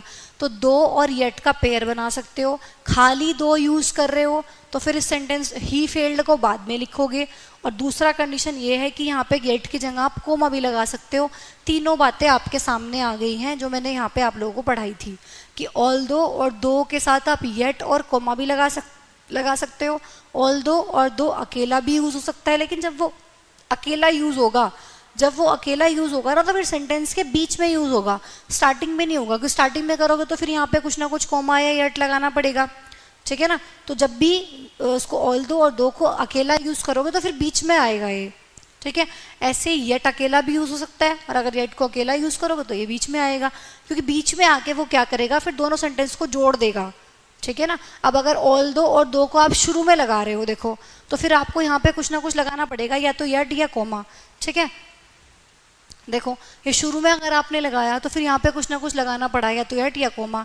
लेकिन जब आपने इसको बीच में लिया तो फिर कोई ज़रूरत ही नहीं है, इसने दो ने ही इनको कनेक्ट कर दिया और आपने इसको बीच में ले लिया। तो यहाँ से मुझे क्या कंक्लूजन मिला, बात तो सारी घूम फिर के ये आती है, जिससे आप तुरंत पता लगा लो कि कहाँ पे क्या लगाना है। देखो मेरी बात ध्यान से सुनना, अब आई है काम की बात, ध्यान से सुनना मेरी बात। इसका मतलब ये हुआ, येट के बाद हमेशा रिजल्ट आपको नजर आ रहा होगा, रिजल्ट आ रहा है। देखो अब आते हैं पीछे से, जो चीज़ मैं लिखवाना चाहती थी अब यहाँ आएगी, वो इसीलिए मैंने यहाँ पे ब्लैंक छोड़ा था। ये है, पीपीटी में हो सकता था या नहीं हो सकता था। ऑल दो और दो, ये लिख के ही मजेदारी है इन बातों में। ऑल दो और दो को अकेला आप तब यूज करोगे जब बाद में कोई रीजन दिया हो, और येट अकेला यूज होगा जब उसके आगे रिजल्ट हो। ठीक है, तो इसमें ऐसे लिख लेना, रीजन हो जब कब आगे रीजन हो। ठीक है, और आगे रिजल्ट हो तो आप येट का यूज करेंगे, और अगर आगे रीजन हो तो आप खाली ऑल दो या दो का यूज करेंगे। देखते हैं, देखो सिंगल वाला देखेंगे जिसमें अकेला अकेला यूज किया गया है, इसमें तो पेयर में है। देखो, ही वॉज इनोसेंट, वो इनोसेंट था, फिर भी उसको अरेस्ट कर लिया गया, रिजल्ट है। ठीक है, ही वॉज अरेस्टेड, रिजल्ट है, वो इनोसेंट था फिर भी उसको अरेस्ट कर लिया गया। ठीक है, तो ये आपका अरेस्ट कर लेना रिजल्ट है। ठीक है, अब देखो, ही वॉज अरेस्टेड, उसको अरेस्ट कर लिया गया, रिजल्ट ये है, कारण क्या रहा। ठीक है, दो ही वॉज इनोसेंट, हालांकि वो इनोसेंट था फिर भी उसको क्या कर लिया गया, अरेस्ट कर लिया गया। तो ये चीज़ आप लोगों को ध्यान रखनी है। तो रीज़न होगा तो फिर आप दो या ऑल दो लगाओगे, और रिजल्ट होगा तो येट लगाओगे। अब यहाँ पे देखो, ही वर्कड हार्ड, उसने मेहनत बहुत की थी फिर भी क्या हो गया, फेल हो गया। मेहनत का रिजल्ट है फेल होना। ठीक है, मेहनत का रिजल्ट क्या है, फेल होना। तो जो ही फेल्ड यहाँ पे लिखा है, जो ही फेल्ड यहाँ पे लिखा है, ये आप लोगों का क्या है, देखो रिजल्ट है कि उसने मेहनत बहुत की थी। ठीक है, लेकिन फिर भी क्या हो गया, फेल हो गया। तो जब येट के बाद इसका मतलब रिजल्ट आ रहा है, और दो के बाद क्या आ रहा है, कारण आ रहा है, रीजन आ रहा है। ठीक है, अब देखो यहाँ पे मैंने उल्टा कर दिया, ही फेल्ड, ये तो रिजल्ट है, वो फेल हो गया। उसने मेहनत बहुत की थी, ठीक है, फिर भी उसने मेहनत बहुत की थी, लेकिन तो यहाँ पे कारण दिया गया है कि उसने मेहनत तो यार बहुत ज़्यादा की थी लेकिन फिर भी फेल हो गया। ये रिजल्ट है और ये रीज़न है, तो यहाँ पे आपने देखो रीज़न दिया है। तो इसका मतलब येट के बाद रिजल्ट आएगा, जो काम आपने किया है उसका उल्टा, उसकी वजह से क्या हुआ वो येट बताता है। ठीक है ना, उसकी वजह से क्या हो गया, आपने मेहनत बहुत की तो उसका रिजल्ट क्या निकला, फिर भी आप क्या हो गए, फेल हो गए। उल्टी बात करेगा ना हमेशा, तो हमेशा रिजल्ट देता है ये। ठीक है, ये बात ध्यान रखना। तो इस तरीके से आप लोगों को चीज़ों को समझना है। दो he worked hard yet he failed, ये भी सही है, और इसको कॉमे से भी आप कनेक्ट कर सकते हो। अब मुझे फटाफट सभी स्टूडेंट्स बताएंगे कि यहाँ तक कोई दिक्कत है या नहीं है? मुझे मतलब मेरे हिसाब से जितना मैंने समझाया तो मुझे नहीं लगता कि कोई प्रॉब्लम होनी चाहिए। एक बार आप लोग फटाफट से बताएंगे कि यहाँ तक कोई प्रॉब्लम है या नहीं। ये पढ़ना ही पड़ेगा, ये बहुत इंपॉर्टेंट टॉपिक है, ये आप लोगों के एग्जाम में पूछा जाता है भाई, बहुत इंपॉर्टेंट टॉपिक है ये, पढ़ना पड़ेगा, there is no option.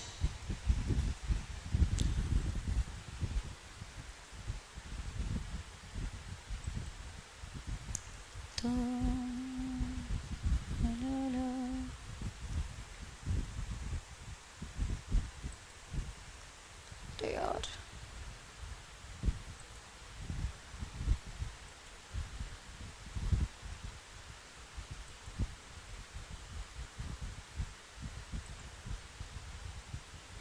Copy करेंगे फटाफट से। ठीक है, तो स्टूडेंट्स बोल रहे हैं कि मैम यहाँ तक एकदम क्लियर है कॉन्सेप्ट, यहाँ तक एकदम क्लियर है।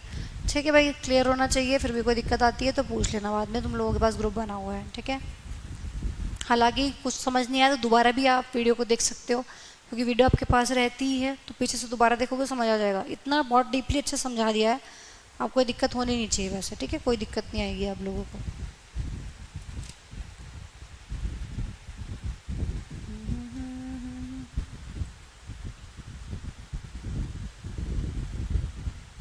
कॉपी करो फटाफट से भाई, फिर आगे बढ़ते हैं। इसके आगे भी था क्या कुछ? ओ सॉरी, मैंने फर्स्ट पेज खोल रखा है, रियली सॉरी। यहाँ तक कॉपी करना है भाई आपको, जल्दी से कॉपी कर लीजिए। ठीक है, ये फर्स्ट पेज गलती से खुला रह गया, ये फर्स्ट हमने किया, उसके बाद ये हमने कुछ एग्जांपल्स देखे, फिर हमने ये किया। चलो इसको कॉपी करो जल्दी से।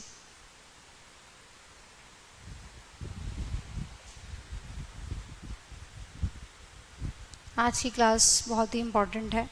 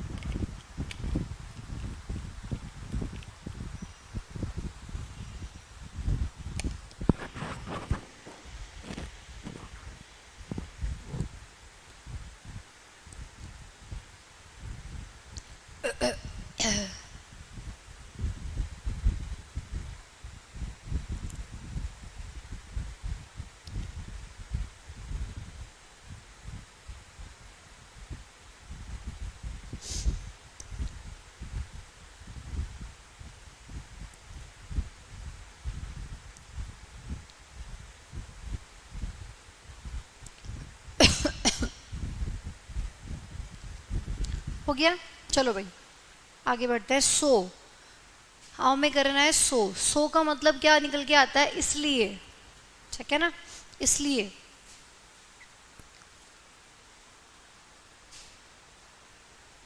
अब ये सो जो है, इसी से फिर आगे बढ़ाऊंगी, सो दैट बनेगा। ठीक है, अब ये सो भी आपका, मैं सो की बात करूं तो सो एडवर्ब भी है और कंजंक्शन भी है। ठीक है ना, सो एडवर्ब भी होती है और कंजंक्शन भी होती है। तो जब एडवर्ब होगा तो वहां पे एडवर्ब में पढ़ेंगे उसको, फिलहाल मैं इसको कंजंक्शन की तरीके से पढ़ा रही हूँ। ठीक है, जब सो एडवर्ब में आएगा इसको एडवर्ब में पढ़ेंगे, बट ये एडवर्ब भी है और कंजंक्शन भी है, यहाँ पे हम इसको कंजंक्शन की तरीके से पढ़ेंगे। जैसे आपने सुना होगा ही वर्कड सो हार्ड, है ना, ही वर्कड सो हार्ड, तो वहाँ पे जो सो है उस केस में वो क्या है? एडवर्ब है। ही वर्क सो हार्ड, उसने बहुत हार्ड वर्क किया मतलब, तो वहाँ पे सो क्या हुआ? एडवर्ब हुआ, क्योंकि जोड़ने का काम तो कर नहीं रहा है, तो उसको हम एडवर्ब में पढ़ेंगे। ठीक है, यहाँ पे ऐसे आप कहते हो ना, I love you so much, I love you so much, I miss you so much, तो जो सो है वहाँ पे उस केस में वो सो क्या है? आपका एडवर्ब है, वहाँ कंजंक्शन थोड़ी है, कुछ जोड़ थोड़ी ना रहा है। वो I love you so much बता रहा है कि मैं तुमसे प्यार करता हूँ, कितना, बहुत ज़्यादा। ठीक है, तो वो वहाँ पे क्या हुआ? आपका एडवर्ब हुआ। तो दोनों चीज़ होती है, यहाँ पे मेंशन करना चाहो तो आप कर सकते हो, बट अभी मैं यहाँ पे कंजंक्शन लेके चल रही हूँ, ठीक है। तो वहाँ पे अलग अलग चीज़ें होती है, बट अब यहाँ पे कंजंक्शन लेके चल रहा है। जैसे कंजंक्शन कब होगा, फॉर एग्जाम्पल मैंने कहा I was busy, I was busy so I could not come. अब देखो यहाँ पे ये जोड़ने का काम कर रहा है, ठीक है ना। यहाँ पे क्या काम कर रहा है, जोड़ने का काम कर रहा है कि आई वॉज बिजी, मैं बहुत बिजी था इसीलिए मैं नहीं आ सका, ठीक है ना। तो जोड़ने का काम कर रहा है, मैं नहीं आ सका, ये एक अलग बात हो गई। आई वॉज बिजी, मैं बिजी था, ये एक अलग बात हो गई। इनको कौन जोड़ रहा है, सो जोड़ रहा है, जो कि क्या है, कंजंक्शन है, ठीक है। तो मैं बिजी था इसीलिए मैं नहीं आ सका, तो सो जब कंजंक्शन होगा तो सेंस क्या आएगा, इसीलिए, ठीक है ना, इसलिए मैं नहीं आ सका। रिजल्ट है मेरे बिजी होने का, रिजल्ट क्या है कि मैं नहीं आ सका, ठीक है। एक्सप्लेनेशन दे रहा है, मैंने बोला ना एक्सप्लेन करेगा कि क्यों ऐसा हुआ, आई वॉज बिजी, इसकी वजह से क्या हुआ, एक्सप्लेनेशन दिया कि मैं नहीं आ सका, एक्सप्लेन करता है ये चीज़ों को। अब इलेटिव में पढ़ाया था ना कि फोर और सो दोनों इलेटिव होते हैं, ठीक है ना। देखो फोर और सो दोनों इलेटिव के एग्जाम्पल है, ठीक है। इलेटिव कंजंक्शन होती है, सो जो है वो आप लोगों की इलेटिव कंजंक्शन होती है। अच्छा, अगर मैं इसको फोर से बनाना चाहूँ तो ये फोर से बन जाएगा कोई भी दिक्कत नहीं है, इसको उल्टा कर देंगे। लेकिन आई कुड नॉट कम, बताया था ना, आई कुड नॉट कम, मैं नहीं आ सका क्योंकि मैं बिजी था। तो आप इसको ऐसे भी लिख सकते हो, I could not come because I was busy, ठीक है। लेकिन इसको मैं ऐसे भी लिख सकती हूँ, I could not come for I was busy.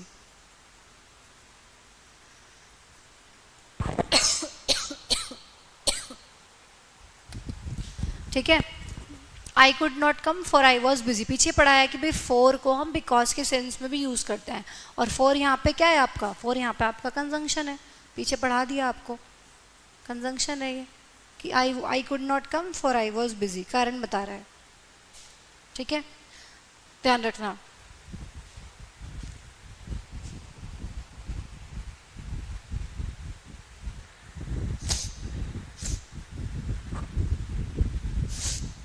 ओ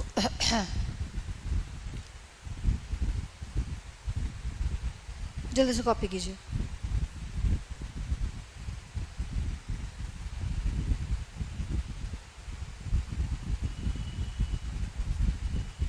देखो कितना कुछ है, कंजंक्शन कहने को छोटा सा चैप्टर होता है, कितना कुछ होता है इसमें पढ़ने के लिए। तो इससे आप ये सीखते हैं कि आप कुछ भी स्किप नहीं कर सकते, पढ़ना आपको सब कुछ पड़ेगा, समझ रहे हो।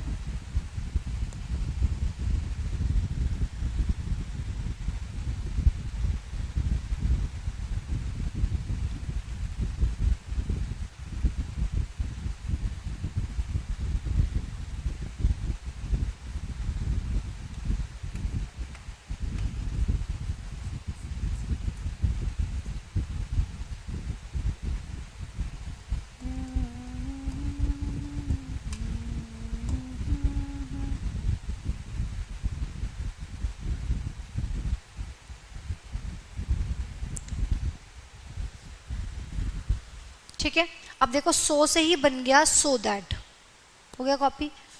सो से ही क्या बन गया, सो दैट, ठीक है। ये दो तरीके से यूज किया जा सकता है, सो दैट इकट्ठा भी यूज हो सकता है, और हो सकता है कि इन दोनों के बीच में कुछ और आ जाए, एक दो वर्ड, ठीक है, ऐसे भी यूज हो सकता है। ये दोनों तरीके से यूज होता है, सो दैट साथ साथ भी आ सकता है, और सो के बीच और दैट के बीच में कुछ और आ गया, थोड़ा जुदा भी हो सकता है, मतलब ये। तो सो दैट भी आपका कंजंक्शन होता है, ये ध्यान रखना आप लोग। इसका मतलब क्या होता है, ताकि, ठीक है। सो दैट का मतलब क्या होता है, ताकि। और ये जो सो और सो दैट है, इनको आप नेगेटिव पॉजिटिव दोनों सेंटेंसेस में यूज कर सकते हैं, ठीक है। नेगेटिव पॉजिटिव दोनों सेंटेंस में ये यूज हो सकता है, ठीक है। फॉर एग्जाम्पल मैंने कहा, मैंने बोला he joined rankers Gurukul, he joined Rankers Gurukul so that he could pass the exam. उसने रैंकर्स गुरुकुल ज्वाइन किया ताकि वो एग्ज़ाम पास कर सके। ठीक है, उसने रैंकर्स गुरुकुल ज्वाइन किया ताकि वो एग्ज़ाम पास कर सके। तो सो दैट यहाँ पर क्या है, कंजंक्शन है। ठीक है, सो दैट भी क्या होती है, कंजंक्शन होती है। इसमें आपने दैट को जोड़ दिया, सो से ही बनाया, और यहाँ पे ये क्या हुआ, आपका कंजंक्शन हुआ। ठीक है, अब जैसे मैंने एक सेंटेंस लिखा, sorry blue,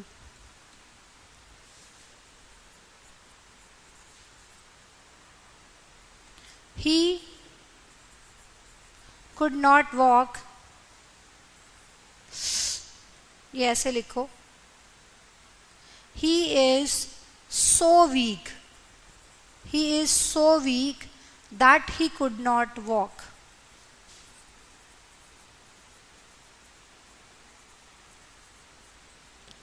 He is so weak that he could not walk. अब देखो यहाँ पे so that इकट्ठा ना आके बीच में यहाँ पे weak आ गया है, तो ये मत सोचना कि so that तो एक साथ ही आता है, दोनों तरीके से आ सकता है, ऐसे भी आ सकता है और ऐसे भी आ सकता है। वो इतना कमज़ोर है कि चल नहीं सकता। ठीक है, तो he is so weak that he could not walk, इस तरीके से आपने सेंटेंस को बनाया। अब यहाँ पे ये मैं आप लोगों को एडवर्ब में पढ़ाऊंगी। ठीक है, ये मैं सोचना कि मैम ने पढ़ाया नहीं है। इसको हम ऐसे भी लिख सकते हैं, इसको और शॉर्ट कर दिया गया। ठीक है, और शॉर्ट कर दिया गया, he is too weak to walk, लेकिन इसको मैं यहाँ एक्सप्लेन नहीं करूँगी, इसको एडवर्ब में पढ़ेंगे। ठीक है ना, he is too weak to walk, मतलब पूरा ऐसे ना लिख के, या तो आप ऐसे लिख लो कि he is so weak that he could not walk, that he can not walk. ठीक है, he is too weak to walk, ये भी सही है कि वो इतना कमजोर है कि नहीं चल सकता। टू वीक मतलब इतना कमज़ोर कि नहीं चल सकता। टू हमेशा नेगेटिव सेंस देता है, तो आपने टू लगा दिया, टू के बाद वीक लगा दिया। ये मैं आपको एडजेक्टिव और एडवर्ब में पढ़ाऊंगी कि टू के बाद जनरली अनप्लीजेंट एडजेक्टिव का यूज़ किया जाता है। अनप्लीजेंट एडजेक्टिव मतलब वो एडजेक्टिव जो बैड साउंड करते हैं, जैसे वीक कमज़ोर हो गया। ठीक है ना, तो टू वीक टू वॉक मतलब इतना ज़्यादा कमज़ोर, नेगेटिव सेंस में बोल रहा है, इतना ज़्यादा कमज़ोर कि वो चल नहीं सकता। ठीक है, तो ये शॉर्ट है इसका। ये कैसे बना, इसकी डेरिवेशन भी है कि हमने इसको कैसे इसकी जगह लगा दिया, बट उसको हम एडजेक्टिव और एडवर्ब चैप्टर जब आएगा वहाँ पे थोड़ा थोड़ा इसको देखेंगे। अभी सिर्फ मैंने आपको बताया कि आप इसको ऐसे भी लिख सकते हैं। ठीक है,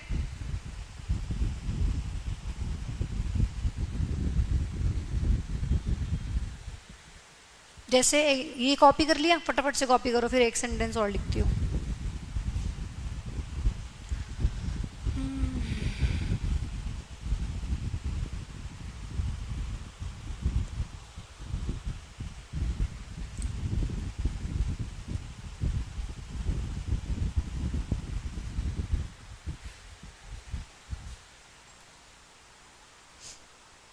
और थोड़ा सा बल्कि ये भी ध्यान रखना कि यहाँ पे जैसे प्रेजेंट है, तो कोशिश करना कि यहाँ पे कुड ना लगा के आप कैन नॉट लगाएं। प्रेजेंट को प्रेजेंट से कनेक्ट करने की कोशिश करो। ही कैन नॉट वॉक, ठीक है, ऐसे ही लिखो, इसको हटा देना भाई, ऐसे ही लिखना उसको। ठीक है, प्रेजेंट को प्रेजेंट से, वो चीज़ भी समझा देती हूँ अभी। ठीक है, वो भी बता देती हूँ, लेकिन ये सब चीज़ें ना मैं बहुत ज़्यादा डीपली इसलिए नहीं जा रही हूँ क्योंकि सब चीज़ें मैं एडवर्ब में पढ़ेंगे। ठीक है, मैं लिखवा देती हूँ फिर भी अभी आपको। पहले इसको लिखो फटाफट से, फिर आगे बढ़ते हैं। यहाँ पे लिखवा देते हैं।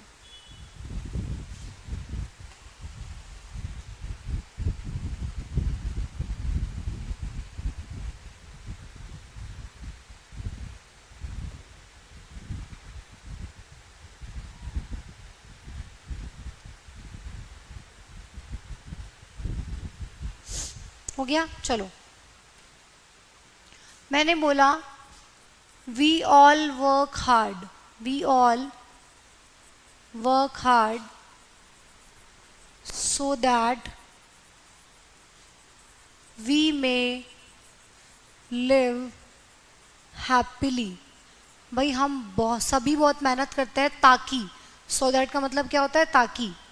जब ये इकट्ठा आता है तो इसका मतलब क्या होता है, ताकि।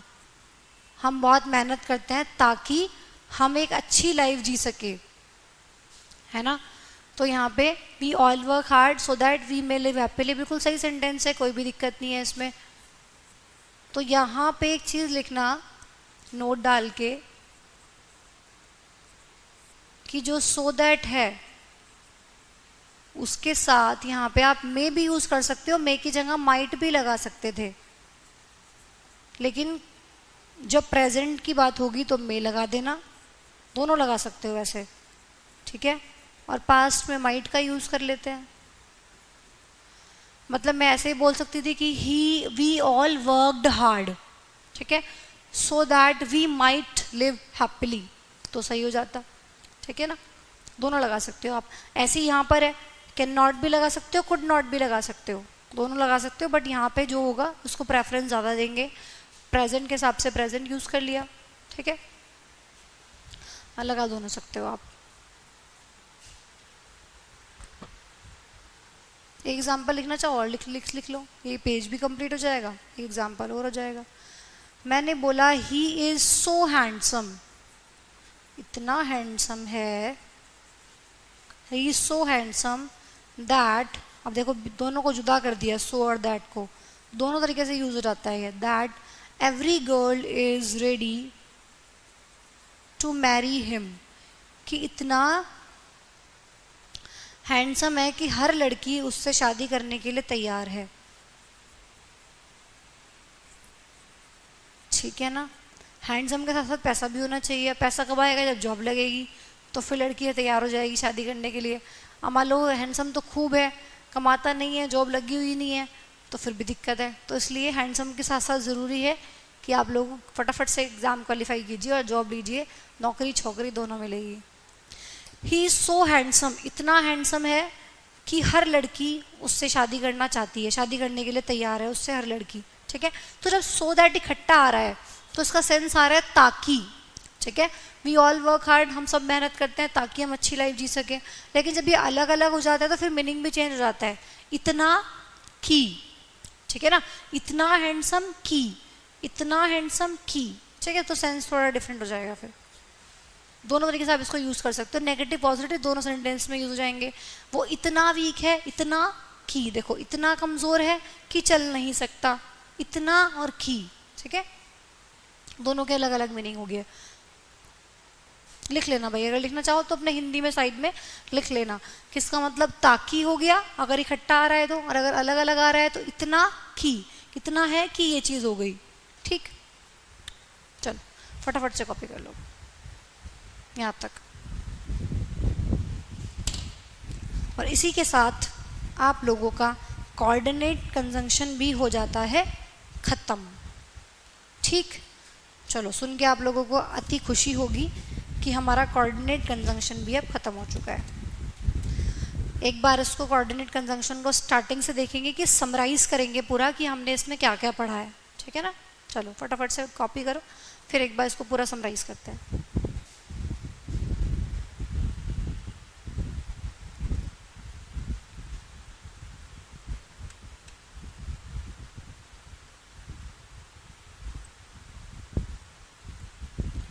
ला ला ला ला ला ला।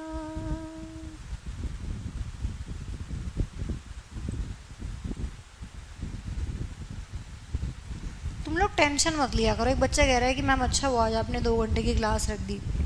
मैं तो बच्चा तुमसे ज़्यादा खुद सोचती हूँ, मैंने खुद बताया ना तुम्हें, ब्रेक लेना पड़ जाता है, बहुत इमरजेंसी में ब्रेक लेती हूँ मैं। आज पता है रात का, आप यकीन नहीं मानोगे, रात में 2 बजे कहीं बाहर से आई हूँ, रात की बात बता रही हूँ।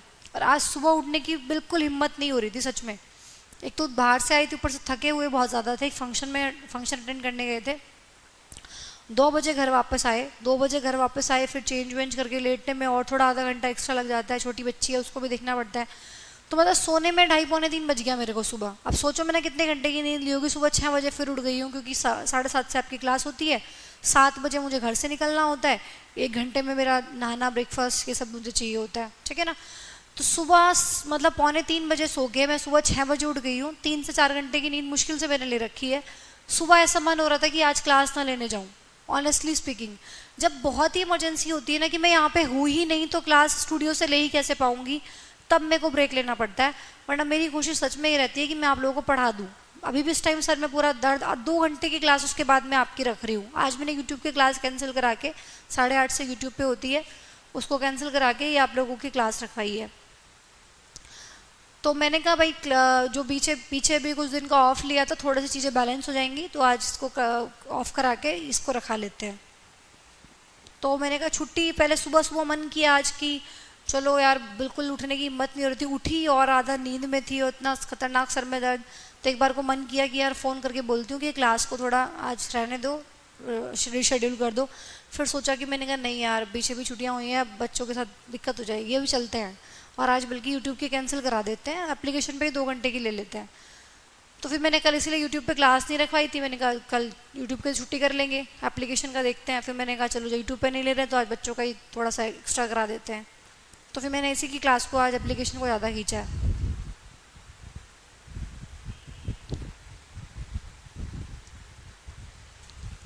हो गया, इतना कॉपी हो गया, चलो भाई। तो ये आप लोगों का कोऑर्डिनेट कंजंक्शन हो गया ख़त्म। आइए एक बार स्टार्टिंग से देखते हैं हमने इसमें क्या क्या पढ़ा, ठीक है। इसको समराइज कर लेते हैं, उसके बाद फिर हम चीज़ों को आगे बढ़ाएंगे, ठीक है ना। चलो देखो, कोऑर्डिनेट कंजंक्शन, सबसे पहले हमने ये देखा कि कोऑर्डिनेट कंजंक्शन का काम क्या होता है, जोड़ने का ही काम होता है, ऑब्वियस सी बात है। अब आधे बच्चे तो देखो ऐसे होंगे, कुछ भी ऐसे होंगे। अभी मेरे पास ना एक कल के परसों की बात है, एक बच्चे का कॉल आया, मैसेज आके बोलता है, पहले मैसेज आया फिर कॉल आया कि मैम डेफिनेशन भी लिखवा दिया करो, ठीक है, डेफिनेशन भी लिखवा दिया करो। हालांकि मैंने उस बच्चे को समझाया तो वो समझ भी गया, ठीक है, नाम मैं भी नहीं लूँगी, तो मैंने उसको समझाया तो वो समझ भी गया कि क्या कहानी है। अब वो कह रहा है कि मैम डेफिनेशन में लिखवा दिया करो, आपने नाउन प्रोनाउन कराया है, उसमें जो प्रॉपर नाउन है उनकी डेफिनेशन लिखवा दो, कॉमन नाउन की डेफिनेशन लिखवा दो, एब्स्ट्रैक्ट नाउन की डेफिनेशन लिखवा दो, ठीक है, कलेक्टिव नाउन की डेफिनेशन लिखवा दो, वही 3-3 लाइन की डेफिनेशन लिखवाओ। मतलब मुझे कोई दिक्कत नहीं है, मैं लिखवा दूंगी, पर मुझे एक चीज़ बताओ, क्या कभी एग्जाम में आज तक एसएससी ने ऐसा कहा है कि what is the definition of proper noun या what is the definition of common noun? 6th या 7th या 3rd या 4th क्लास का पेपर थोड़ी देने जा रहे हो कि वहाँ पे थ्योरी पूछी जाएगी कि बताओ प्रॉपर नाउन की डेफिनेशन क्या होती है विद एग्जाम्पल्स, है ना, कि भाई व्हाट इज़ प्रॉपर नाउन पूछा है तो 1 नंबर का क्वेश्चन, और what is proper noun with examples लिखा है तो 2 नंबर का क्वेश्चन। बचपन याद है ना, ऐसे ही आता था कि व्हाट इज़ प्रॉपर नाउन, अच्छा इतने सिर्फ इतना ही पूछा है तो 1 ही नंबर का होगा, ठीक है, 2 लाइन लिख देते हैं। विद एग्जाम्पल्स भी है, ठीक है, तो उसका मतलब 2 नंबर का है, तो चलो 4 लाइन लिखनी पड़ेंगी। तो तुम्हारा वो थोड़ी ना है कि भाई 3rd 4th क्लास के बच्चों की डेफिनेशन लिखवानी पड़ेगी। मुझे एक चीज़ बताओ कि मैंने common noun, proper noun, collective noun, abstract noun को पढ़ाने में कोई कमी छोड़ी है क्या? आपको समझाने में कोई कमी छोड़ी है क्या? एरो बना के पूरा लिखा है कि कॉमन नाउन कैसे पहचानते हैं, प्रॉपर नाउन कैसे पहचानते हैं, कौन सिंगुलर में आता है, कौन प्लूरल में आता है, सब कुछ चीज़ें अच्छे से बताइए, क्या एब्स्ट्रैक्ट नाउन होता है, क्या प्रॉपर नाउन होता है। तो आप कॉम्पिटिटिव एग्जाम की तैयारी कर रहे हो, थोड़ी सी मैच्योरिटी दिखाओ, ठीक है ना। अब मैं उनकी डेफिनेशन आपको लिखवाने लग जाऊं तो ये तो मतलब फालतू की बात है कि मैं प्रॉपर नाउन, हेडिंग डालो प्रॉपर नाउन, लिखो इसकी डेफिनेशन, हेडिंग डालो कॉमन नाउन, लिखो इसकी डेफिनेशन। क्या करोगे डेफिनेशन का? पता होना चाहिए बस कि प्रॉपर नाउन, कॉमन नाउन क्या होता है। डेफिनेशन थोड़ी ना एग्जाम में आ रही है आप लोगों के, बस नॉलेज होनी चाहिए कि प्रॉपर नाउन क्या होता है, पता ज़रूर होना चाहिए कि प्रॉपर नाउन क्या होता है, कैसे पहचानेंगे उसको, एब्स्ट्रैक्ट नाउन क्या होता है, मटेरियल नाउन क्या होता है, कैसे पहचानेंगे उसको, ठीक है। तो ये नॉलेज होने ज़रूरी है, पर डेफिनेशन क्यों लिख रहे हो नोटबुक में, वो मुझे समझ ही नहीं आ रही लॉजिक। क्या एक बच्चा फ़ोन, फिर मैंने उसको समझाया, मुझे कह रहा है कि मैम कितनी कोशिश करता हूँ लेकिन आपका क्या कहते हैं, कितनी कोशिश करता हूँ लेकिन एग्ज़ाम क्लियर नहीं हो पा रहा है, ठीक है, बहुत मेहनत करता हूँ लेकिन कुछ नहीं हो रहा है। मैंने उसको बोला, मैंने कहा बेटा एक बात बता, जो तू कह रहा है ना मुझे कि मैं बहुत मेहनत करता हूँ फिर भी क्लियर नहीं हो पा रहा है, तू हार्ड वर्क कर रहा है, बिल्कुल कर रहा है, लेकिन तू यही तो कमी कर रहा है, तू हार्ड वर्क तो कर रहा है पर तू स्मार्ट वर्क नहीं कर रहा है। अब तू क्या कर रहा है, साथ में डेफिनेशन भी रट रहा है, proper noun is the noun blah blah, ठीक है, common noun is the noun blah blah, क्या करोगे उसका डेफिनेशन का? तो मैंने कहा यही तो स्मार्ट वर्क होता है कि क्या चीज़ पढ़ने की है और क्या चीज़ नहीं पढ़ने की है, किस चीज़ पे तुम्हें फोकस करना है, किस चीज़ पे नहीं करना है। एक बच्चा होता है जो सब कुछ पढ़ता है और एक बच्चा होता है जो छाट छाट के पढ़ता है कि क्या इंपॉर्टेंट है, क्या मुझे पढ़ना है, क्या मेरे काम का है और क्या चीज़ फालतू की है। कोई भी बुक उठा लो, उसमें बहुत सारी चीज़ें फालतू की भी होती हैं जो हमें नहीं पढ़नी होती हैं, वो उनको पढ़ने की ज़रूरत है। जिन्हें पीएचडी करनी है, जिन्हें मेरी तरह टीचर बनना है, वो पढ़ सकता है, बिल्कुल पढ़ सकता है। लेकिन आप तो मेरे पास सारे कंपटीशन वाले बच्चे हो ना, ठीक है, किसी ने ये तो नहीं कहा ना कि मुझे पीएचडी करवा दो मैम, ये मुझे टीचिंग करनी है। कंपटीशन के बैच है, कंपटीशन का पेपर देने के लिए आए हो, तो फिर उसमें डेफिनेशन का क्या रोल? डेफिनेशन पढ़ना है, गूगल सर्च करो, एक डेफिनेशन लिखी आ जाएगी, कॉपी में लिख लेना, है ना। तो इस तरह की बातें मत सोचो ना, आपको इस तरह की बातें करनी है, आपको शोभा नहीं देता है। आप कॉम्पिटिटिव एग्जाम की तैयारी कर रहे हो, फोकस करो, समझना क्या है। मुझे एक चीज़ बताओ, आप खुद लॉजिक की बात है। अब ये क्यूमुलेटिव कंजंक्शन है, ठीक है, 4 कंजंक्शंस आपने इसमें पढ़ी, क्यूमुलेटिव पढ़ी, एडवर्सेटिव पढ़ी, अल्टरनेटिव पढ़ी। अब मैंने समझा तो सारा दिया आपको, कोई समझाने में कमी की। एडवर्सेटिव कंजंक्शन कौन सी होती है, काम क्या होता है, यहाँ तक कि उसके नाम से भी उसको रिलेट करा दिया कि भाई एडवर्स का मतलब उल्टा करना होता है। तो जो चीज़, जो कंजंक्शन उल्टा करेंगी वो एडवर्सेटिव कंजंक्शंस होंगी। जो ऑल्टरनेट का मतलब क्या होता है, ऑप्शंस देना। जो जो कंजंक्शंस ऑप्शंस देंगी वो ऑल्टरनेटिव कंजंक्शंस होंगी। अब मैं यहाँ पे क्या करूँ, मतलब पहले कॉम्युलेटिव कंजंक्शन, इसकी पूरी डेफिनेशन लिखूँ 3 लाइन की, cumulative conjunctions are the conjunctions ये वो, ठीक है। अब यहाँ पे फिर मैं अल्टरनेटिव कंजंक्शन की पूरी हेडिंग लिखूँ, तो वो उसका क्या करोगे, मतलब डेफिनेशन का क्या करोगे। आपके एग्जाम में डेफिनेशन पूछी जा रही है कि बताओ अल्टरनेटिव कंजंक्शन क्या होता है, गिव डेफिनेशन विद एग्जाम्पल्स। नहीं होगा ना ऐसा, बस पता होना चाहिए। ये भी मैंने आपको इसलिए बताया, मैंने कहा ना कि बहुत सारे टीचर तो इन नाम का जिक्र भी नहीं करते कि क्या एडवर्सेटिव क्या अल्टरनेटिव, कुछ नहीं बताते, सिर्फ ये बताते हैं कि कोऑर्डिनेट कंजंक्शंस में ये कंजंक्शंस आती हैं, ठीक है। और मैंने आप लोगों को ये क्यों बताया, क्योंकि बहुत से एग्जाम्स ऐसे हैं जिसमें ऐसा करके पूछने लग गया है कि बताओ ये कौन सी कंजंक्शन है। बहुत से वनडे एग्जाम में पूछ लिया जाता है, तो मैं इसलिए कराया कि मैंने कहा बहुत से बच्चे ऐसे होंगे जो किसी और अदर एग्जाम की, सब तरह के एग्जाम की तैयारी कर रहे हैं, तो उनके साथ भी उनको एटलीस्ट इतना पता हो कि कंजंक्शन कौन सी है। जितना आपके एग्जाम में आ सकता है वो कोई भी चीज़ मैं आपको नहीं छुड़वाऊंगी, ये मेरा इतना विश्वास आप मुझ पर करो। कुछ चीज़ छूटेगी नहीं, कोई चीज़ किसी चैप्टर में नहीं आ रही है तो टेंशन मतलब वो आगे में आ जाएगी, लेकिन छूटेगा कुछ नहीं, ठीक है। इतना डीप कंजंक्शन पढ़ाया जा रहा है आपको, इससे ज़्यादा और क्या पढ़ोगे यार। फिर तुम ऐसी ऐसी बातें छोटी बात कर देते हो ना, तो फिर दिल दुख जाता है सच में कि मैम डेफिनेशन नहीं लिखवाते। डेफिनेशन क्या करोगे, एडवर्सेटिव की डेफिनेशन लिख के क्या कर लोगे बताओ। ऐसा मत करो यार, इतनी मेहनत का फल तुम इस तरीके की बातें करके मत दिया करो, ठीक है।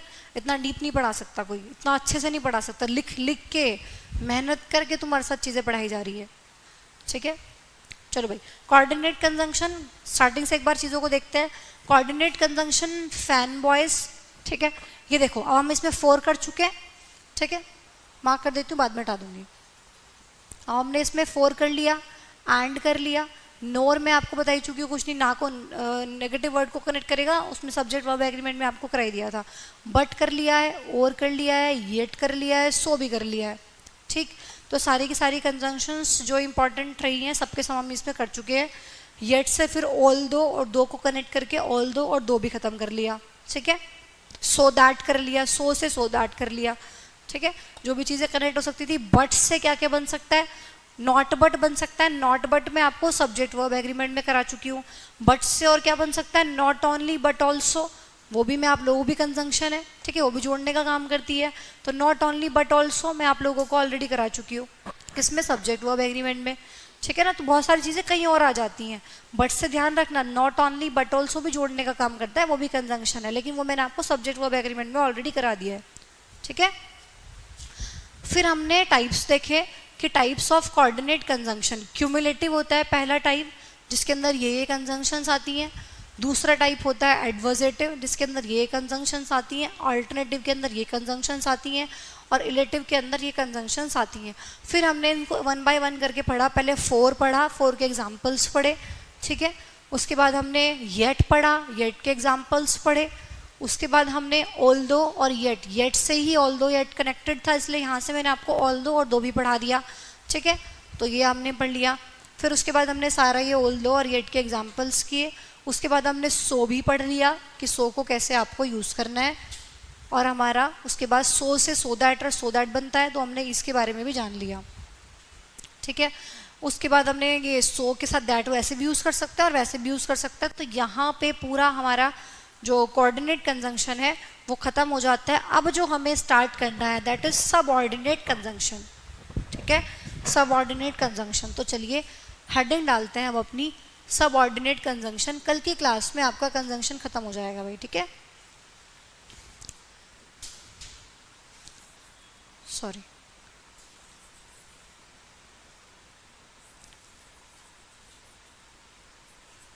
सबऑर्डिनेट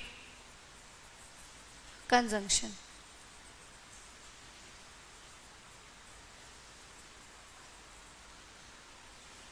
सबऑर्डिनेट कंजंक्शन, हेडिंग डालेंगे सबऑर्डिनेट कंजंक्शन। अब मैं ये कंजंक्शन अगर स्टार्ट करूँगी तो देखो ये पूरा तो हो नहीं पाएगा अभी सबऑर्डिनेट कंजंक्शन, तो मैं सोच रही हूँ कि मैं इसको कल स्टार्ट करूँ और कल ही ख़त्म हो जाए ये, ठीक है।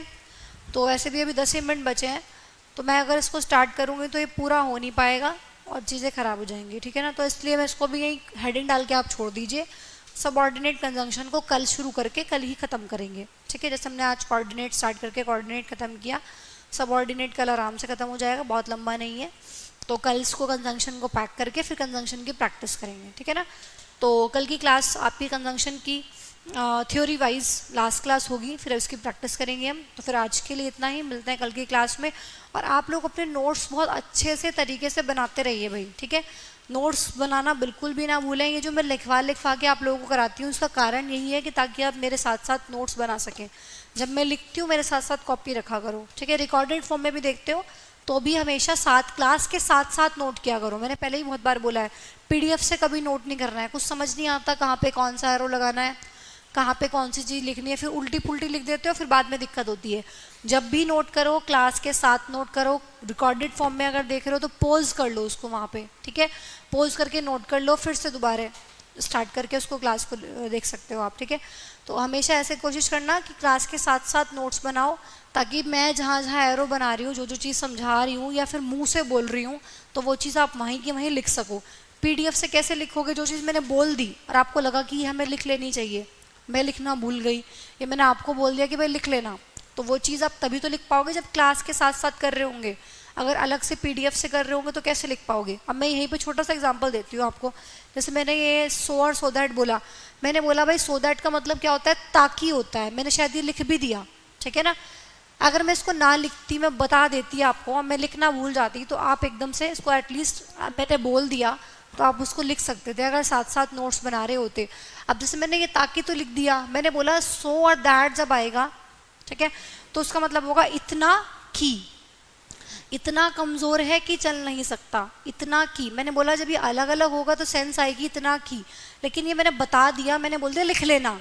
समझ रहे हो मेरी बात? मैंने कहा लिख लेना आप इसको। तो इतना कि अगर आप क्लास के साथ साथ नोट्स बना रहे हो, ठीक है, तो जो चीज़ मैंने कही है कि भाई लिख लेना, तो आप पक्का लिख लोगे इसको, कि मैम कह रही है कि चलो इसका हिंदी ये है, लिख लेना, तो आप लिख लोगे। लेकिन अगर आप डायरेक्ट PDF खोल रहे हो कि भाई कंजंक्शन की PDF खोलते हैं, छाप लेते हैं बस, PDF आपको मिलती ही है कि कंजंक्शन की PDF खोलते हैं और इसको छाप लेते हैं, ठीक है। तो आप क्या करोगे? जो जितना लिखा है उतना ही लिख लोगे, बाकी कुछ पता ही नहीं चलेगा कि क्या हो रहा है, मैम ने क्या एक्स्ट्रा लिखने के लिए बोला था, क्या कहा था। तो जब भी नोट करो, कभी भी PDF से नोट मत करना, मेरे साथ साथ क्लास में ही कॉपी लेके बैठनी है और तभी साथ साथ नोट करना है भाई, ठीक है। जो मैं बोलूँ उसको एडिशनली लिख लिया करो, ठीक है। तो फिर आज के लिए इतना ही, मिलते हैं कल की क्लास में। लास्ट कंजंक्शन की क्लास होगी, सबऑर्डिनेट कंजंक्शन करेंगे। Thank you so much for giving your precious time. Take care of yourselves and respect your parents. Bye bye.